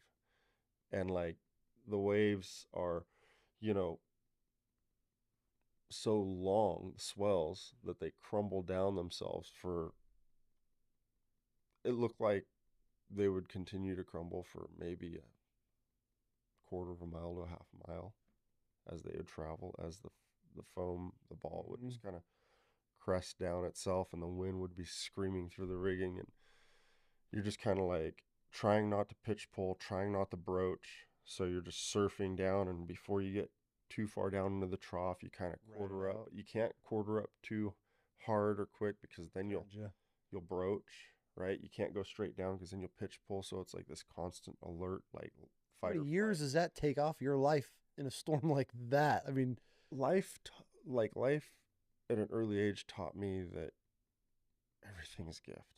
yeah. And so don't take it all for granted. And so just kind of like go for the things that you love, like dovetailing back to your question. I knew when I entered that it had an expiration date, but I also knew that I needed to figure out how to monetize my life because we live in that type of world. Yeah, for sure. And if I wanted to take part in that type of world and I didn't want to live in the jungle somewhere in some hut and disassociate myself with humanity, that I needed to figure out how to assimilate into society. Like when I was, so my dad on the boat that we sailed around the world in, this is like craziness. He acquired the boat through an attorney, and the attorney had this 58-foot catch. It's a Force 50 catch. Okay. And he let it deteriorate. It was his baby, his dream. He loved it. But his family didn't really want much to do with it. It was like his boat. So he bought it. They sailed to Tahiti and then back. And then the boat sat on a mooring for something like 15 years and just rotted. Okay. The whole thing was decrepit. Like the wood was falling apart, fiberglass was delaminating, and he owed all this money to the bank. But the bank, the insurance company, would no longer insure the boat because it was in such bad condition. So the bank was going to call the note due. Okay. So my dad had this wild dream before he knew any of this. We were in Florida, and he was like wanting to move out to the West Coast, and he wanted to try and buy a boat, and he wanted to sail around the world. He's nomadic, crazy man. Okay. I can't explain his mental path because he's One of his those. own man. He's just, there's no way to explain him. So he found this guy in some, I think it was like latitude 33 or something like this. It was a sailing magazine, a physical kind of penny saver, if you will. Like it's just something for nautical people to look at. And in the ads classified section in the back, there was like live aboard wanted, no rent or money, just in exchange for like some work, like help fix the boat. My dad's like, oh, this sounds cool. Like, so he called the guy up. We go jetting across the country, move to Newport Beach, and like he moves us onto this 50-foot Hudson Force 50 catch in Newport Harbor, living on a mooring. So we go from living in a house to living on a boat, like that. And the boat was like a total piece of crap. Like, what are we doing, you know? And I want to say I'm 5 at the time, something like that. And he just starts fixing stuff up, and apparently he was in default with the entity. I don't know who owns the moorings, right? But whoever owns the moorings, the boat had to get off the mooring, and he had a certain amount of time and had to leave the mooring. He wasn't sure what he was going to do. And at that time, we were, I don't know, about 6 months in with this guy living on the boat. And he's like, hey, they're wanting me to get this boat off the mooring. The bank's calling this note due because the insurance company will no longer insure it. It's your dream to sail around the world. How about you fix this thing up and then satisfies the bank so that way the insurance company will step back in and insure it. And then I'll be in good standing and I'll go ahead and give title ownership over to you and you guys can go sail around the world. And that's how this journey started? That's how this started. No business. Like my dad's a nut, right? Like me, I see red flags all over the place. Like I'm like, how about we exit stage left now? You know, I'd never do it. Yeah, let's But just him, he's like, oh wow, this sounds like this is a great it's a dream come true, right? And so he pours at that time his life savings into making this thing immaculate. I think we work on it for like a year. Yeah. And when I mean Bristol, the thing was beautiful.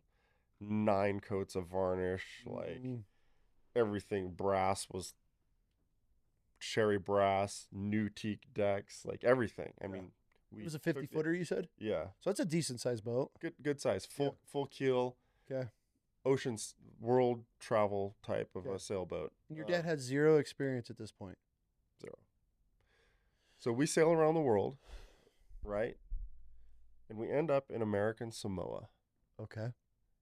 And this guy, come to find out, had put out grand theft on this boat against my dad, that he stole the boat. And Interpol was out looking for us. But he didn't never sign the title over to your dad? He did, but there were 2 people on the same note, meaning that he also was a title owner and didn't what do you call it? Spacing it right now. He never took himself off title. Okay. So here's him and my dad riding title on this thing, and he never recorded title. He just gave him on letterhead, like, trust me, I'm the attorney on this letter. You're the owner of this vessel. So this is a way for him to get rid of it by claiming it grand theft. So the boat is in great condition. Oh, these people stole it. Long story made short, my dad gets arrested in American Samoa. The boat gets seized. I get kicked off the boat. They leave me there. My dad gets extradited back to the United States. How old are you at this point? I was right there at the cusp of 14. Okay. This is where the journey ended. Okay. And I was stuck in American Samoa for like a year and a half. By yourself? By myself. At 14? At 14. And, well, 13, like mid-13. Okay. Into 14. With nobody. Nothing. What did you do? No contact. I walked around and asked people if I worked for them, if they would give me a place to stay and something to eat. And so I found these people from Canada that were living there that just so happened to be living in American Samoa for whatever reason, I don't know, but they gave me a place to stay. And I worked for just different families clearing elephant grass to prepare cucumber garden. They grew cucumbers. So I would take a machete and I'd cut elephant grass all day. And that's how I like earned my keep for like over a year. And like I was just like forgotten. Nowadays that would be like, oh my God, this kid was stranded. Like back then it was like, dude, I was like just left to the wolves, right? Do you still think you guys you would have kept sailing if that never happened? Probably. So it took 7 years for that guy, for your dad to get, when I say caught, like by this. So so you guys lost the boat? So we lost the boat then. Then he got out of prison. Your dad? Yeah. How long did he go to prison for? He was there for over a year. I was stranded. So your mom, did he have a new wife? Like nobody came to like. So the wife and the sister, my stepmother and stepsister at that time, they just left. They straight. I have not spoken to them ever since that. They out of my life, gone. Now they Hold on. now they tried. Now the sister tried to reach back out to me like 10 years ago, and I'm like, I want no part of So that. you have a stepmom on a sailboat. You've been sailing for 7 years with this woman on a boat. So you two were bonded because you're living in pretty tight quarters. Hmm. And your dad gets caught for grand theft on this boat that you spent the last 7 years on. And your stepmom and stepdaughter dip and leave you in Samoa, America. Yeah, well, American Samoa, so whatever. dude, the story is deeper than this. Like, we don't even have time for it. Like, we can get on another time, and I can tell you about the whole story of like all the stuff that happened. We're gonna in the have to. interim. I have to. Yeah. But I have like, so many questions, bro. What? Fuck. Yeah. so the boat got seized in Tahiti, Okay. and we went through 7 months in the Tahitian courts. And in the Tahitian court, my dad was proved as the owner of the vessel and was given back custody of the vessel, and the gendarme cleared us. My stepmother and stepsister left then, saying that they're going to go ahead and start filing everything back in the States to get us going, saying, hey, this is crap, like we Yeah. need to be the owners. Well, turns out he bribed them. We have the instrument of the check, it's in the documents showing the bribe, and they never testified for us or anything. They disappeared, they vanished. How big was the check that he wrote him? It was like pennies, bro. It was like 10 grand. The Nothing. turn on her husband? Yeah, to just walk. It was like, what? Dude, it is the story of like the stuff that's happened in my life is crazy. Like, when I came back into the States, my dad was totally gone. He was suicidal. He lost his family, he lost his home, everything. Like, he was not a father. Like, I went into state care in the system. I was like in gangs. Like, my life, when ended up going to jail, like, my life is nuts, right? Like, I had a path for even me that I could have either turned into a total derelict loser, Yeah. or, oh, I need to change my life. And all along I knew that like I had something more to do in this life. For sure. But the crazy part is that my dad ended up having this 3 year trial. He ended up winning a little over $3 million. Paid the attorney. He was vindicated, and his name was cleared, but everything was gone. Gone at that point. What's a The word? dream was Yeah. gone. The whole The fun. everything that he That was life. after. Yeah. Damn, that sucks. But that's how I ended up coming to live in Laguna. He ended up moving to that area and met an artist by the name of Ruth Mayer. They ended up getting married. They were married for almost 30 years. Not Is quite. your dad still around? He is. He lives in Thailand. He lives in. Yeah. Okay. Yeah. I was gonna say if he's close, I want to sit down with this He's a man. madman. His hair's down to here. Like, he has his dog, and they just like hang out on the beach. And mind you, he left last year. He's like, I don't like it here anymore. This place sucks. I'm going to Thailand. Good for him. Out. He's still like that to this day. Yeah, good. But like, vindication didn't really matter to him at that time. He was kind of like, I lost everything. And so, yeah, my childhood was weird. Damn it. I didn't have man. friends. Okay. I didn't have like I had to essentially recreate every single part of me to like from an identity perspective to who I want to be as a man. And fishing and being a captain and being a world sailor, a traveler, and a bow hunter, to me, I really gravitate towards what those things represent from a very core fabric dynamic, because bow hunting is hard and I like hard things. Yeah. But I also like the self provision part. I like the self arrest part, right? You have to be in control of your destiny. You have to save yourself. You have to be smart, make good choices, be of sound mind, right? Sound of body, competent. And I love to work hard. So the fishing part and the hunting part kind of really fit together. Mm-hmm. Hence the outdoorsman. And I had a camera when I was like 7 or 8 years old. It was a little underwater Kodak, 35 millimeter, total piece of shit. Uh-huh. But like I loved that I thing. bet you have some dope ass pictures from that though. It's it like I have a few here and there, but like during all the transition, I lost most of it. Okay. But I did, and that's what captivated my heart in photography, Yeah. and that's why I picked up the camera again, and I started taking photos with the dream of I'm gonna sell these things for crazy money. Why? How does it? How? What separates you to be able to sell a picture for 80 grand, 50 grand, 100 grand?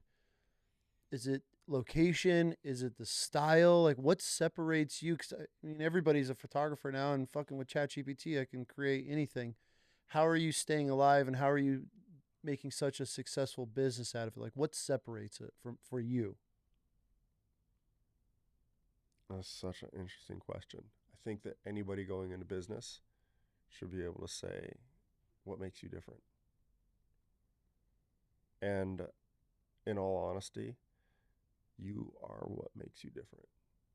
I am what makes me different. People are going to sit there and be like, I'm no different than anybody else, Sure. right? Like, there's nothing that makes me special. Mm-hmm. We bleed the same. We struggle the same with, whether it's age or hair loss or weight or whatever. Like, there's nothing but what's in between my ears is significantly different.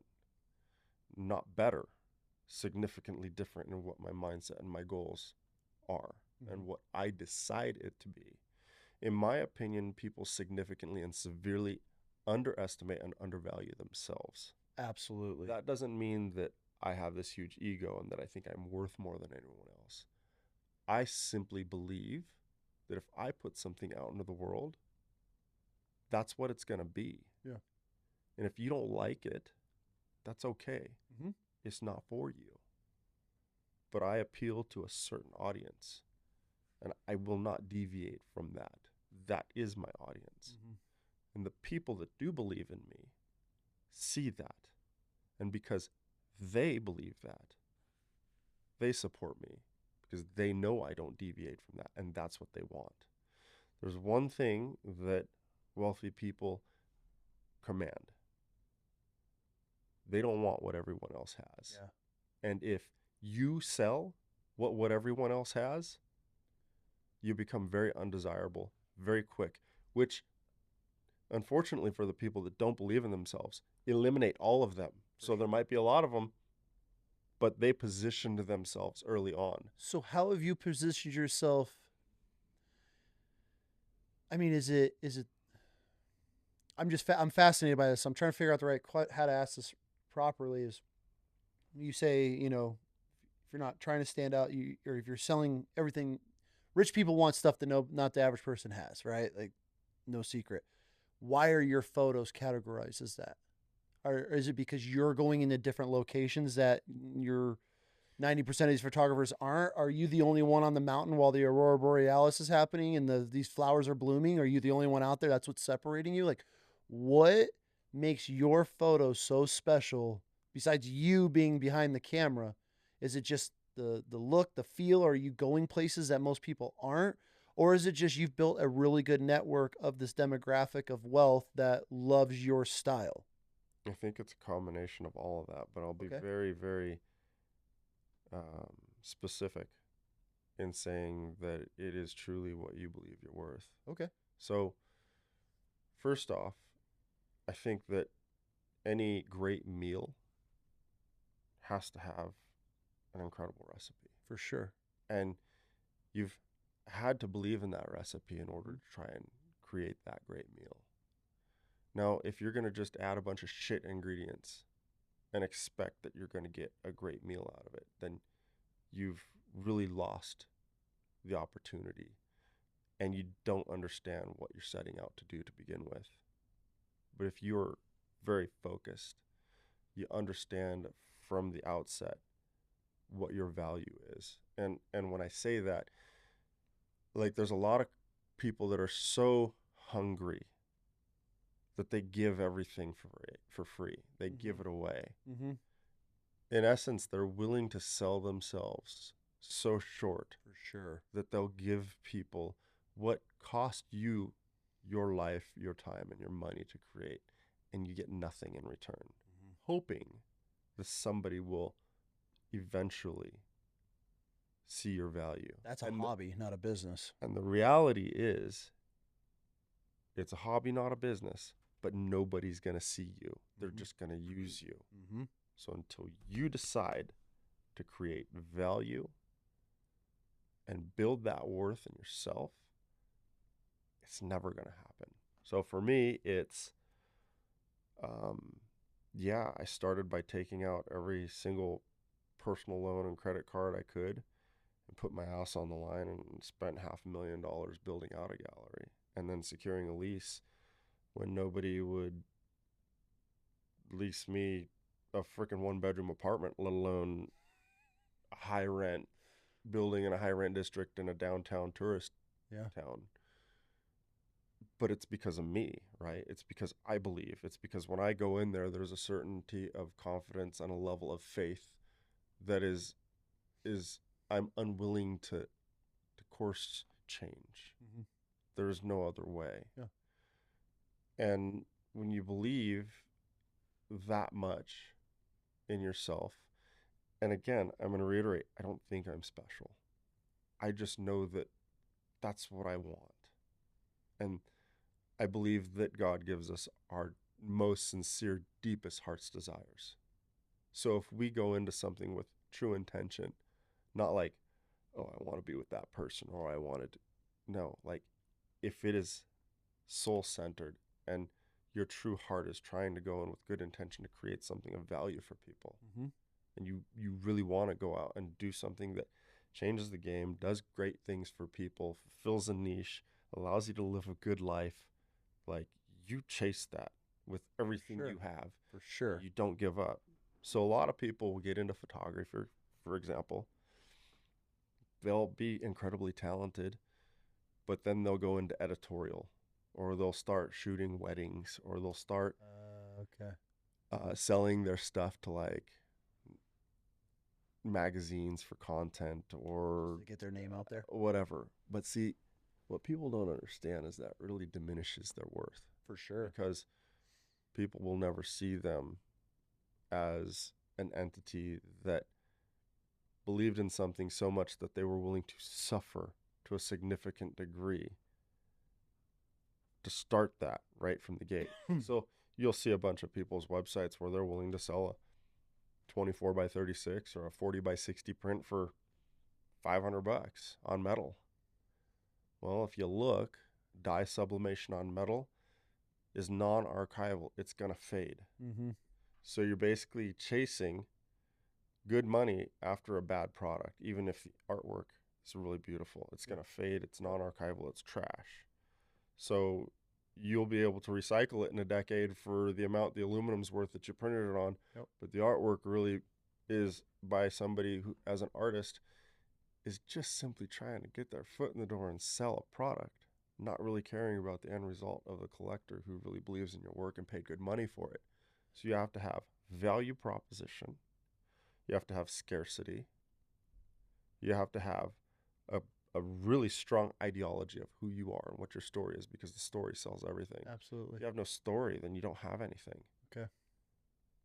And really conscientiously go in to do your research on what your niche is, along with being willing to risk it all to secure a place where you can go all in. Do you feel opening a gallery really set the tempo for your clients in your business for where you're at? Like that, do you feel that it gave you that authenticity? Like when somebody that is looking for art walks into a gallery, that they take that more serious, they're willing to pay more money rather than finding someone online or searching it for themselves. Like, do you feel that gave you an upper hand, or was that just another roller coaster or hurdle that was part of this journey? It's the same, I think, as us sitting right here in this Wild Chaos studio. Okay. Yes. Okay. That's why I asked. This is requisite. You must, in order to play the game, you must. So the really cool part about it is that that's kind of like the business that set the tone, right? And then from that, now I'm able to like pivot in other things. Absolutely. And seed fund other things and do things that, you know, like that I, other things that I want to do that maybe can like set me free. Because the gallery doesn't set me free. It gives me a good life, right? For sure. There's other things that I want to do that will totally change the game and set me free. And, you know, I'm kind of like working on those, right? But you have to create a platform for yourself. And you have to be willing to risk a lot to pay for that platform. Absolutely. The other side of it is that like it doesn't matter what we do in life. If you're an attorney, you have to be really good at selling the fact that you're good at the services that you offer. Mm-hmm. If you're a plastic surgeon, you have to show that your work is way better and your track record of not having infections or botched work is significantly superior to somebody else's. If you are a heart surgeon, you want to sit there and say, hey, I've never had one of these go wrong. And guess what? I'm going to make sure that you get through this and that we're going to do an amazing job for you. So it doesn't matter what profession you get into. Like you have to be so confident and so good at sales that it like literally permeates through everything that you are. And don't get it mistaken to think for a second that sales means selling. Because true sales, authentically from its most authentic form, is authentically solving a problem for somebody. Mm-hmm. You're not selling them anything. You're like, oh yeah, I got that. Yeah. Let's take care of that for you. Be a good story. You fix it. Yeah. You just fix problems. Yep. Entrepreneurs are high-level problem solvers, and that's it. That's all we do is we know how to put out fires. We know there's problems everywhere. Like, you know that problems are going to come at you left and right. I really don't care about the problem. Yeah. I just am like, okay, cool. Let's just take care of it. I know things are going to go wrong. Okay, cool. Let's take care of it. Yep. To me, I'm constantly in a zone of fixing things and putting out fires, taking care of problems, and that's what we do. Yep. We just fix things and take care of stuff and problem solve. There's nothing more that the world needs than somebody who can solve problems. Mm-hmm. And the more problems you can solve and the better of a job you can do it with efficiency and making people happy, dude, then you become irreplaceable. Yeah. So it's not all about the artwork. I could almost have anything I want on those walls. It's you. It's me. It's who we are and what we want in life and what we offer to others. Not only in that story, but how we go about solving those problems that makes the difference. Everything else is just lip service. It truly is. Yep. There's no ego. It's just we want to do things different, and we do. But if you go into it, right, selling yourself as a 50-cent player, not the rapper, but like as a nickel and dime, you know, step over dollars to pick up pennies mentality, you're always going to be that. Like if you started to sell posters, right, for $20 of a nice piece of art, and you did that for 5 or 6 years, and then you decided to release fine art for several thousand, it'd be tough, I feel like. People are just going to laugh at you. They're going to be like, well, I can get this off if I can Google you and see all your crap on Google for like super cheap. Like, and now you want something that's kind of similar, but now it's limited edition and you want more? Yep. No. So if you Google me, you won't see anything like that. It was just that or nothing. Yeah. And because it's that or nothing, like that scarcity really kind of helps you. So you have to really be willing to hold a line. Got it. And I think that a lot of people just don't value their work enough. And I think that when you decide to value yourself enough to put out a quality product that you believe in, and that you're solving a problem for a certain niche, certain clientele, that, you know, it makes sense and it works. And that's exactly what you do. And what every entrepreneur that has any successful business, that's what they continue to do. At a high level, I think. That's interesting, man. That's fascinating. Like to be able to hear, you know, what you've done, what you've been able to build, and we're just getting started, right? Sure. Like this is, dude, again, it's not about money, it's about the journey, and we're just getting started. See, I feel for me, it's about the freedom. The freedom. Yeah. That's my biggest chase, is the freedom to be able to. Girls want to go to Yellowstone tomorrow? Like, fuck it, pack your shit. Let's just go. Yeah, dude. That to me is worth. I mean, obviously you have to have money to do it, and we're not rich by any means, but we have the ability to be able to do it. And to me, that's what leaving a built company and a couple, everything that we've walked away from, and it started in, we talked about earlier, but that to me is like when I hope people that are listening, if you're sitting in that cubicle and you're fucking miserable, or you're in the military or you're law enforcement and you hate putting on that uniform every day, start thinking about changing your stars and realigning your life, because it's up to you to be able to do it. And that's why I love that we sat down, because I've known stuff about you. I've put pieces together of who you are and all this over the years, and now I'm super fascinated, and I have to have you back on to be able to tell. I want to hear all about living on a sailboat and getting stabbed and pirates and everything else. But we could talk about eating monkeys and sea turtles and God, bro, yes, yes, I Mowgli life. I gotta get you back out here, but it's incredible to be able to hear it from somebody as well, because for years, and I kind of said earlier, you always hear the guys talk about it, and you see these dudes and everybody's got a flex and all the toys and the houses and all that stuff, but it's awesome to be able to. I feel it's more real, or I don't even want to say real. I feel I relate to it more when I hear somebody that's made it, using quotes on that, right? Because making it is everybody's different, right? I'm not. Yeah, that's why I'm making it, right, to somebody that's watching or listening. But the knowing that, like, you yourself, what you've done, the sacrifices you've made. Okay, I'm going to walk from $1 million a year mortgage company or whatever, at that point, because that wasn't you. And I feel so many people in today's world just get caught up in the mundane rat race.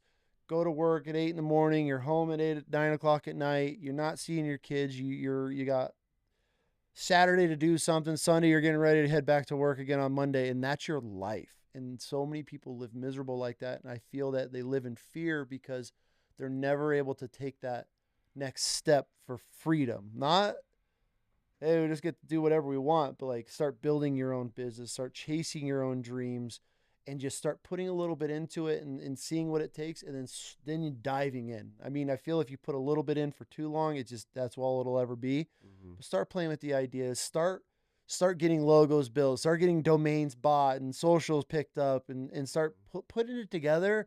But when you make that leap, it's got to be the jump, and that's where you hear these people. And I've always listened, like, burn the bridge or burn the boats. Like, okay, whatever, dude.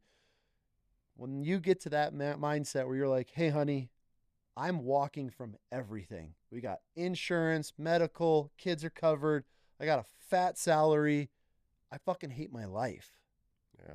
That's burning the ships, when you're like, cool, I'm going to flip the switch. We're jumping into this. And it's cool to be able to hear and watch you over these years do that, drop an app. You got your photos that are crushing life. I mean, you're traveling right now, and you're in the mountains taking some of those beautiful photos of flowers. I told the wife, I'm like, fuck, showed her last time, I'm like, we gotta go. Like, like, this guy don't even live here. Where the fuck is this picture at? And so, it's just things like that. And it's really cool to be able to get your perspective on things, because I feel a lot of guys come in and they're, oh, I make millions, I crush life and blah, blah, blah, blah. But it's like, dude, what does it take to get there? How did you get there? What was the mindset to even think about starting this? Because I feel most people live such a horrible, miserable life because they're scared out of fear of just making that leap. And that's all it takes, man. And you might fail at it. I've failed at companies, and I feel nobody ever wants to talk about it. My wife and I, we're going to do a podcast because, like I said earlier, we're involved in a company right now, and it's on the decline. It sucks because it has so much potential, but we're not the ones steering it. You know, we're helping along, but it just came to a point where we're like, cool, like we're facing reality right now. But she's like, what do you think? Like, what's going on? And I'm like, you know what? I don't give a fuck. This is reality. This is real world. I don't want people to look at my page and be like, damn, this dude's nothing but successful. Got everything. Fuck no, bro. Like, I'm gonna put it work. I'm not gonna trash anything, but I'm gonna talk the reality of like, dude, this is a company that failed and it sucks. Like, it had potential. Like I said earlier, Wild Chaos technically kind of failed as a company at the beginning. It was an apparel brand at first. We rebranded and launched everything years later as a podcast, but it's like, dude, it happens. But don't let that one stumble, which I let happen to me when I failed a company years back, really took the wind out of my sails. And I don't even know why. I look back and I'm like, I was so worried about other people, worried about the image, the ego. Oh, I can't let people know that it failed. Now I look at it, I'm like, dude, who gives a fuck? Like, I don't care what anybody says because I'm trying. I'm doing it. Fail, success or fail, I'm doing it. Yeah. And you're not. The majority of the people are going to sit there and dude failed again. Yeah, I might fail 10 times. So be it. I think by and large, people are just waiting to celebrate your failure. 100%. Yeah. So 100%. I think that first off, you need to be willing to accept less. Yep. To chase after something that you love. Like, for example, like I've no doubt had $1 million years in mortgage, but I was so miserable at the end that I think the last year in mortgage I probably made less than 200,000. Oh, really? Yeah, I was like, I just had nothing in me. Yeah. As a matter of fact, that final year where I just cut Severed the cord it. and burnt the ship, so to speak. I want to say that I worked less than 4 months. That's when you know. Yeah. I'm like, I'm done. Yeah. I'm miserable. I hate this. Now, I learned so much. Like, that decade of my life, I learned so much that allows me to do what I'm doing now. So, like, there was a very important growth period. Stepping stones, everything. Yeah. Without question, I needed that. Yeah. But then it reached its life expectancy and its shelf life was gone. And a lot of people don't realize when they're there. They've learned, they've grown, they've taken in a ton of knowledge, but then they get in that groove and it's like, okay, cool. I've used all of this knowledge. I've networked. I've gone to courses and classes. I've educated myself. Take that and go. Like, go. Here's the humble part about it. The humble part about it is that, like, I'm never out of the woods. Hell no. Just because, like, I've done some great things in business doesn't mean I'm out of the woods. I meet so many dudes have lost everything and they've done it all again. But that's just it. It's like who cares? Yeah. Like, we're just living, right? Yep. We're just living and good enough to know that we can do it, but not so great that the ego gets out of control, that we think we're just so amazing. That's why for me, when people look up to me for something like deer hunting, I'm like, I'm not diminishing it, but it's like deer hunting. Yeah. It's kind of like, yeah, whatever. It's a deer. It's a deer. It's just a deer. It was just like the last one, and I haven't killed any big ones. So to me, I haven't, right? And I see the stakes as much greater. Like, I like the conversation that we're having because it's much more global. Yeah.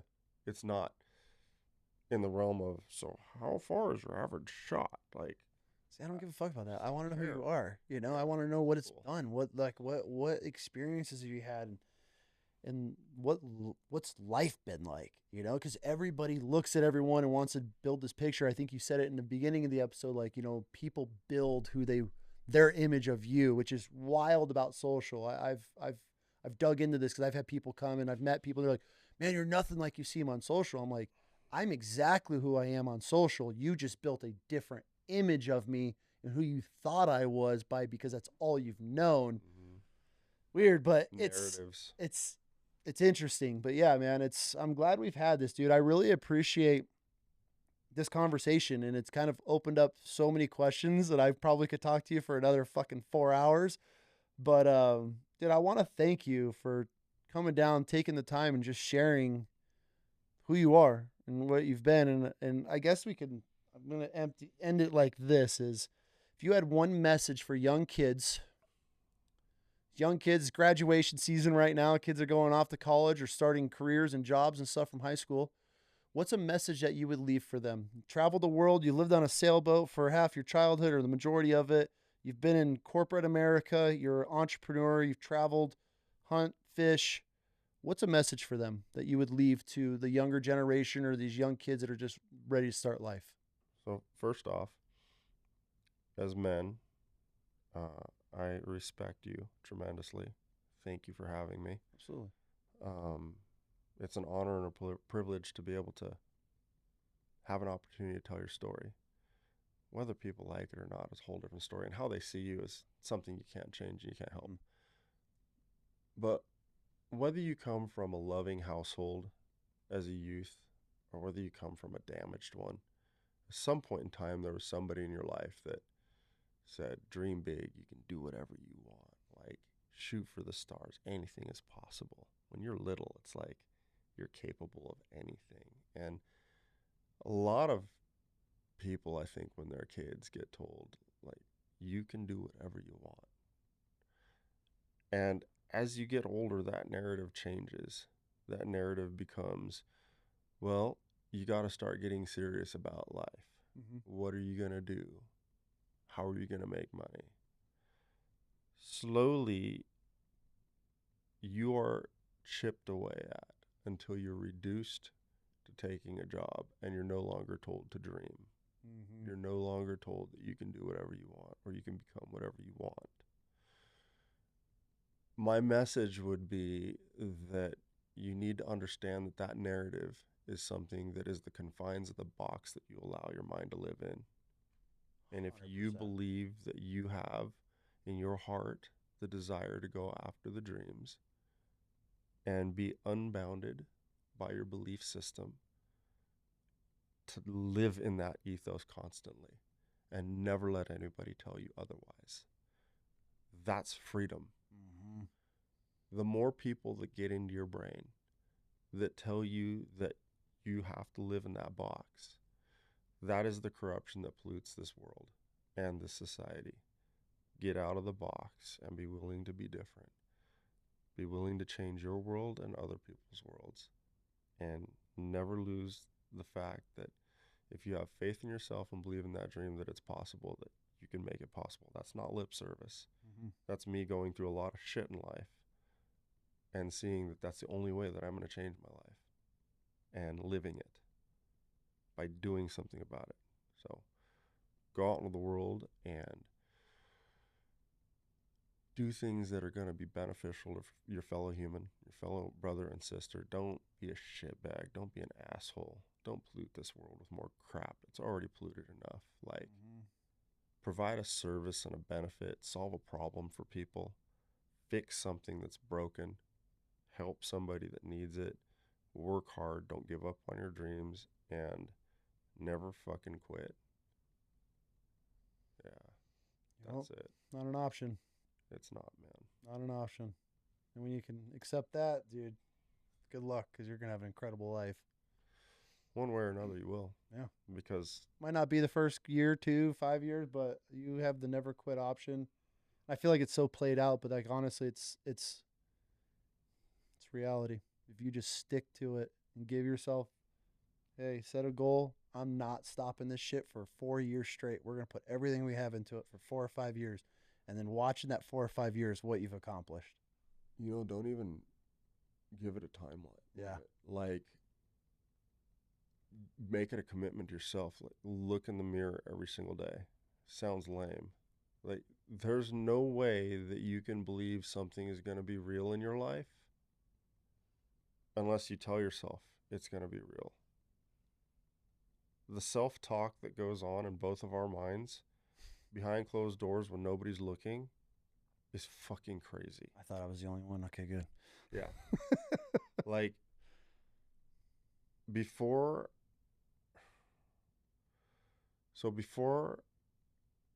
I sold something that I did that provided benefit to somebody for a crazy amount,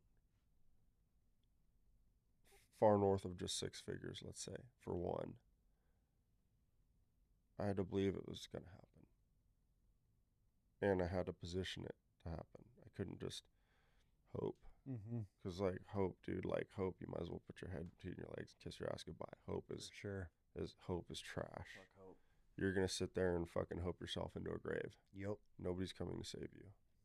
So you have to believe it. You have to say, I love you. I said this in the beginning. Like, look in the mirror. I love you. Not in a conceited way. Just thank you for getting me this far, body. Like, we can do this. You're worth it, you know? And it's not nothing, has nothing to do with like thinking I'm special or great. It's just you have to believe if you're going to achieve what you want. Otherwise, it's just a fucking joke. It's never going to happen. If you sit there and you're willing to do somebody's mundane job, like, for example, somebody sat here and assembled that, yeah. Right? They believe that they're worth whatever they got paid to run this down an assembly line, and that's what they do. And if you believe that that's it, that one day you're not curious and saying, oh, well, somebody had to like put that through a CAD system, and like that's a component, a material. And I've seen a lot of these come back to the company failed, and this particular piece breaks, and I wonder what they make that out of. And then maybe one day you take that home and you're like, you're not curious about how the world works. So, oh, I can do that better. Well, this should just be replaced with this. And I understand who the target market is really well. And like, that's all it takes. You don't just start to like create your own 10 to 2 based off of just simply being curious. That's all it is. Like, chase it. Don't reinvent the wheel. Just freaking make a better mousetrap. Yep. And demand more of yourself. You know, it's definitely not because I think I'm special. It's just I'm willing to fucking work harder and fail and know that like the failure is just part of it. Yep. And then, you know, you have some huge wins and then people are like, oh, you're so lucky. And it's like, that to me, you know, it's one like of my biggest pet peeves. Must be nice. Yeah. It is. Because you have no idea what it took to get here. That's what I get all the time when I'm out hunting or whatever. They're I like, get oh, it. you take pictures? Fucking, that's your job? Like, yeah, but, you know, I don't eat dinner with people very often. I don't eat breakfast with people very often. I'm always out in the fucking field. You know, I spend my life dedicated to my craft, and, you know, I go out and hunt for a month straight, and that's okay. But that's what I decided for myself, and that's what I created. That's a bed that I made, and that's a bed that I sleep in. So makes you happy. It makes me happy. Chase it. Chase it. Thank you, man. Thank you for this chat, and I fucking love it. I mean, right now, in the last 72 hours, I'm running on 4 hours of sleep. Here you are. And I'm trying to keep it together. Love it. I love it. That's the nature of the beast, though, man. When you do your own thing, that's just it. And it's crazy because you can't bitch about it. Like, who the fuck's gonna care? So you got to get the job done, and no one cares. And just put a smile on your face and enjoy it. Knock out a podcast in the middle of it all, and you're gonna head back to the mountains now and finish the job and fly out tomorrow. But I seriously thank you for. I thought you were gonna have more time when I asked. You're gonna be running on an hour of sleep.